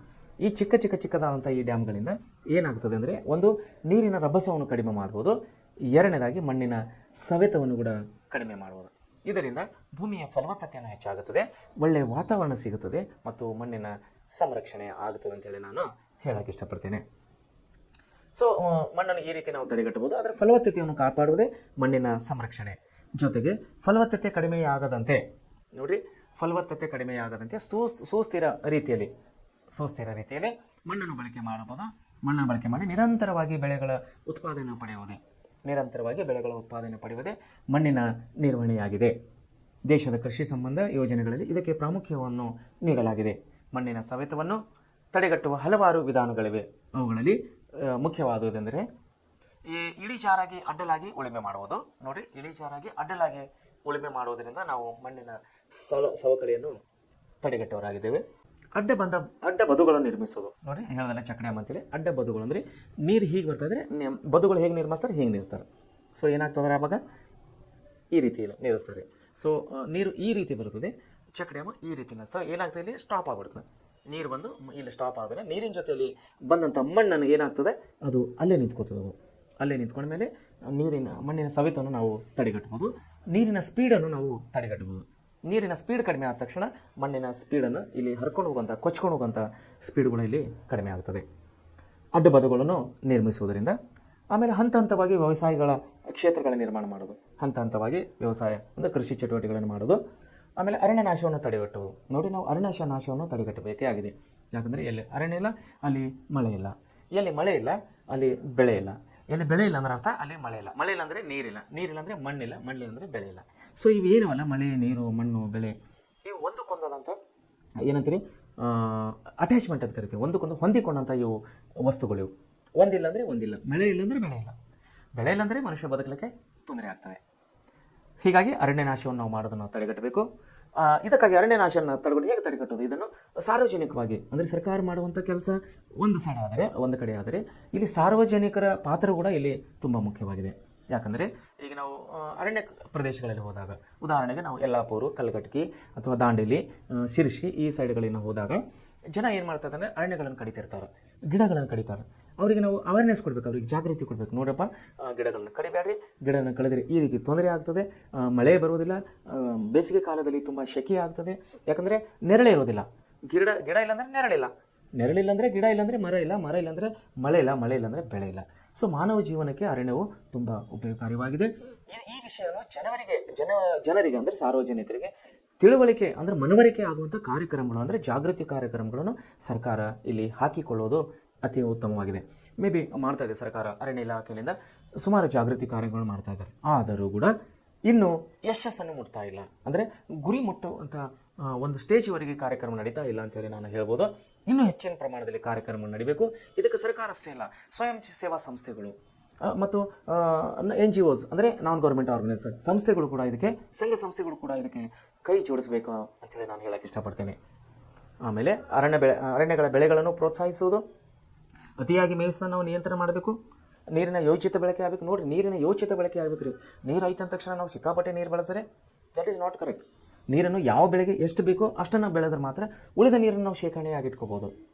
ಶೇಖರಣೆಯಾಗಿರೋದ್ರಿಂದ ಅದು ಮುಂದಿನ ಜೀವನಕ್ಕೆ ಅಥವಾ ಮುಂದಿನ ಬೆಳೆಗಳಿಗೆ, ಮನುಷ್ಯನಿಗೆ, ದನ ಕರುಗಳಿಗೆ, ಪ್ರಾಣಿ ಪಕ್ಷಿಗಳಿಗೆ ಎಲ್ಲದಕ್ಕೆ ಸಹಾಯವಾಗುತ್ತದೆ. ಆಮೇಲೆ ಚೆಕ್ ಡ್ಯಾಮ್ಗಳ ನಿರ್ಮಾಣ. ನೋಡಿ, ನಾನು ಮುಂಚೆನೇ ಎಕ್ಸ್ಪ್ಲೈನ್ ಮಾಡಿ ನಿಮಗೆ ಚೆಕ್ ಡ್ಯಾಮ್ಗಳನ್ನು ನಿರ್ಮಾಣ. ಚೆಕ್ ಡ್ಯಾಮ್ ಅಂದರೆ ಏನು ಗೊತ್ತಿಲ್ಲ, ಹೈಟ್ ಅಂದರೆ ಎತ್ತರದಿಂದ ನೀರು ಹರಿಕೊಂಡು ಬರುವಾಗ ಅದನ್ನು ಅಡ್ಡಲಾಗಿ ಗೋಡೆಗಳನ್ನು ಕಟ್ಟುವುದು, ಅಲ್ಲಿ ನೀರನ್ನು ಸಂಗ್ರಹಣೆ ಮಾಡೋದು, ಮಣ್ಣುಗಳನ್ನು ತಡೆಗಟ್ಟುವುದು. ಇದನ್ನು ಚಿಕ್ಕ ಡ್ಯಾಮ್ ಅಂದರೆ ಚೆಕ್ ಡ್ಯಾಮ್ ಮೀನ್ಸ್ ಚಿಕ್ಕ ಡ್ಯಾಮ್ಗಳನ್ನು ನಾವು ಚೆಕ್ ಡ್ಯಾಮ್ ಅಂತ ಕರಿತೀವಿ. ದೊಡ್ಡ ಡ್ಯಾಮ್ಗಳು ಆಲ್ಮಟ್ಟಿ ಡ್ಯಾಮ್ ಏನಿದೆ, ಡ್ಯಾಮಿನ ಕೆಲಸ ಏನೈತ್ರಿ, ಅಣೆಕಟ್ಟು ಕಟ್ಟಿದ್ದಾರೆ, ನೀರು ನಿಂತ್ಕೊಂಡಿದೆ, ಅದು ದೊಡ್ಡ ಪ್ರಮಾಣದಲ್ಲಂತ ಅದು ಡ್ಯಾಮ್. ಇದು ಚಿಕ್ಕ ಡ್ಯಾಮ್, ಅದು ಚೆಕ್ ಡ್ಯಾಮ್. ಚಿಕ್ಕ ಡ್ಯಾಮ್ ಬಹುಶಃ 10 ಫೂಟ್ ಇರ್ಬೋದು, 12 ಫೂಟ್ ಇರ್ಬೋದು, 8 ಫೂಟ್ ಇರ್ಬೋದು, 20 ಫೂಟ್ ಇರ್ಬೋದು, 5 ಫೂಟ್ ಇರ್ಬೋದು. ಅಂದರೆ ಪರಿಸ್ಥಿತಿ depend upon situation of that land. ಅಂದರೆ ಆ ಪ್ರದೇಶದಲ್ಲಿ ಇರುವಂಥ ಪರಿಸ್ಥಿತಿ ಮೇಲೆ ಆ ಚೆಕ್ ಡ್ಯಾಮ್ಗಳು ಎಷ್ಟು ಫೂಟ್ ಇರಬೇಕು ಅನ್ನೋದು ಅಲ್ಲಿನ ನಮ್ಮ ಕೃಷಿ ಇಲಾಖೆದವರು ಒಂದನ್ನು ನಿರ್ಣಯ ಮಾಡ್ತಾರೆ. ಈ ಚೆಕ್ ಡ್ಯಾಮ್ಗಳು ತುಂಬ ಅತಿ ಇಂಪಾರ್ಟೆಂಟ್ ಮತ್ತು ಕೇಂದ್ರ ಸರ್ಕಾರ, ರಾಜ್ಯ ಸರ್ಕಾರಗಳು ಸಾವಿರಾರು ಕೋಟಿ ರೂಪಾಯಿ ಈ ಚೆಕ್ ಡ್ಯಾಮ್ಗಳಿಗೆ ಖರ್ಚು ಮಾಡ್ತಾ ಇದೆ ಅಂಥೇಳಿ ನಾನು ಹೇಳೋಕ್ಕೆ ಇಷ್ಟಪಡ್ತೇನೆ. ಆಮೇಲೆ ಒಂದು ವಿಷಯ ಅಂತ ತಮಗೆ ತಿಳಿದಿರಲಿ, ಏನಂದರೆ ಮಣ್ಣು ಒಂದು ಪ್ರಮುಖ ನೈಸರ್ಗಿಕ ಸಂಪನ್ನವಾಗಿದೆ. ಇದು ಹೇಳ್ದಲ್ಲ, ನೈಸರ್ಗಿಕ ಅಂದರೆ ನಿಸರ್ಗದಲ್ಲಿ ಸಿಗುವಂಥ ವಸ್ತು. ಇದು ಯಾವುದೇ ಫ್ಯಾಕ್ಟ್ರಿಯಲ್ಲಿ, ಯಾವುದೋ ಮನೆಯಲ್ಲಿ ರೊಟ್ಟೆ ಬರೆದ ಹಾಗೆ ಯಾವುದೋ ಕಿರಾಣಿ ಅಂಗಡಿಯಲ್ಲಿ ಸಿಗುವಂಥ ವಸ್ತು ಅಲ್ಲ. ಇದು ನಿಸರ್ಗದಲ್ಲಿ ಫ್ರೀಯಾಗಿ ಅಂದರೆ ದೇವರಿಂದ ಸಿಗುವಂಥ ಒಂದು ವಸ್ತುವಾಗಿದೆ. ಗಾಡ್ ಗಿಫ್ಟ್ ಅಂತೇಳಿ ನಾವು ಕರೆಯೋರಾಗಿದ್ದೇವೆ. ಇದು ರಾಷ್ಟ್ರದ ಪ್ರಮುಖ ಸಂಪತ್ತಾಗಿದೆ ನೋಡಿ. ತುಂಬ ಬೆಸ್ಟ್, ತುಂಬ ಒಳ್ಳೆ ಇದು ಮಣ್ಣಿದು. ಯಾಕಂದರೆ ಮಣ್ಣಿಲ್ಲ ಅಂದರೆ ಕೆಲವು ಕಡೆ ಬೆಳೆನೇ ಬರೋದಿಲ್ಲ, ಯಾಕಂದರೆ ಮಣ್ಣಿರೋದಿಲ್ಲ. ಸೊ ಮಣ್ಣು ನಮಗೆ ಮನುಷ್ಯನ ಜೀವನಕ್ಕೆ ಅತಿ ಮುಖ್ಯವಾದಂಥ ಇದು ವಿಷಯ ಆಗಿದೆ. ಅತಿ ಸೂಕ್ಷ್ಮ ಕಣದಿಂದ ಕೂಡಿರುವ ಮಣ್ಣನ್ನು ನಾವು ಜೇಡಿ ಅಥವಾ ಕ್ಲೇ ಮಣ್ಣು ಅಂಥೇಳಿ ನಾವು ಕರೆಯುವರಾಗಿದ್ದೇವೆ. ಆಮೇಲೆ ಮರಳು ಮಣ್ಣು ಹೇಳೋದಲ್ಲ, ಎಲ್ಲಿ ಮಳೆ ಇರುವುದಿಲ್ಲ ಅಲ್ಲಿ ಮರಳು ಅಥವಾ ಉಸ್ಕಿನ ಮಣ್ಣು ಅಂತೇಳಿ ನಾವು ಕರೆಯುವರಾಗಿದ್ದೇವೆ. ದಪ್ಪವಾದ ಕಣಗಳನ್ನು ಒಳಗೊಂಡಿರ್ತದೆ ಅದು.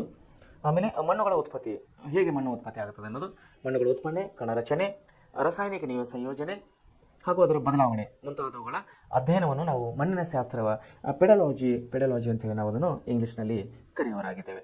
ಸೊ ಈ ರೀತಿ ಈ ಮಣ್ಣಿನ ಉಪಯೋಗ, ಮಣ್ಣಿನ ವಿಧಗಳು, ಇದೆಲ್ಲ ಬಗ್ಗೆ ನಾವು ಇಲ್ಲಿ ಈ ಪಾಠದಲ್ಲಿ ಓದಿದ್ದೇವೆ. ಇಲ್ಲಿ ಒಂದು ಚಟುವಟಿಕೆಗಳನ್ನು ಕೊಡ್ತಾ ಇದ್ದಾರೆ. ಏನಂದರೆ, ನಿಮ್ಮ ತಾಲೂಕಿನ ಕೃಷಿ ಸಹಾಯಕ ನಿರ್ದೇಶಕರ ಕಾರ್ಯಾಲಯಕ್ಕೆ ಅಥವಾ ರೈತ ಸಂಪರ್ಕ ಕೇಂದ್ರಕ್ಕೆ ಭೇಟಿ ನೀಡಿರಿ.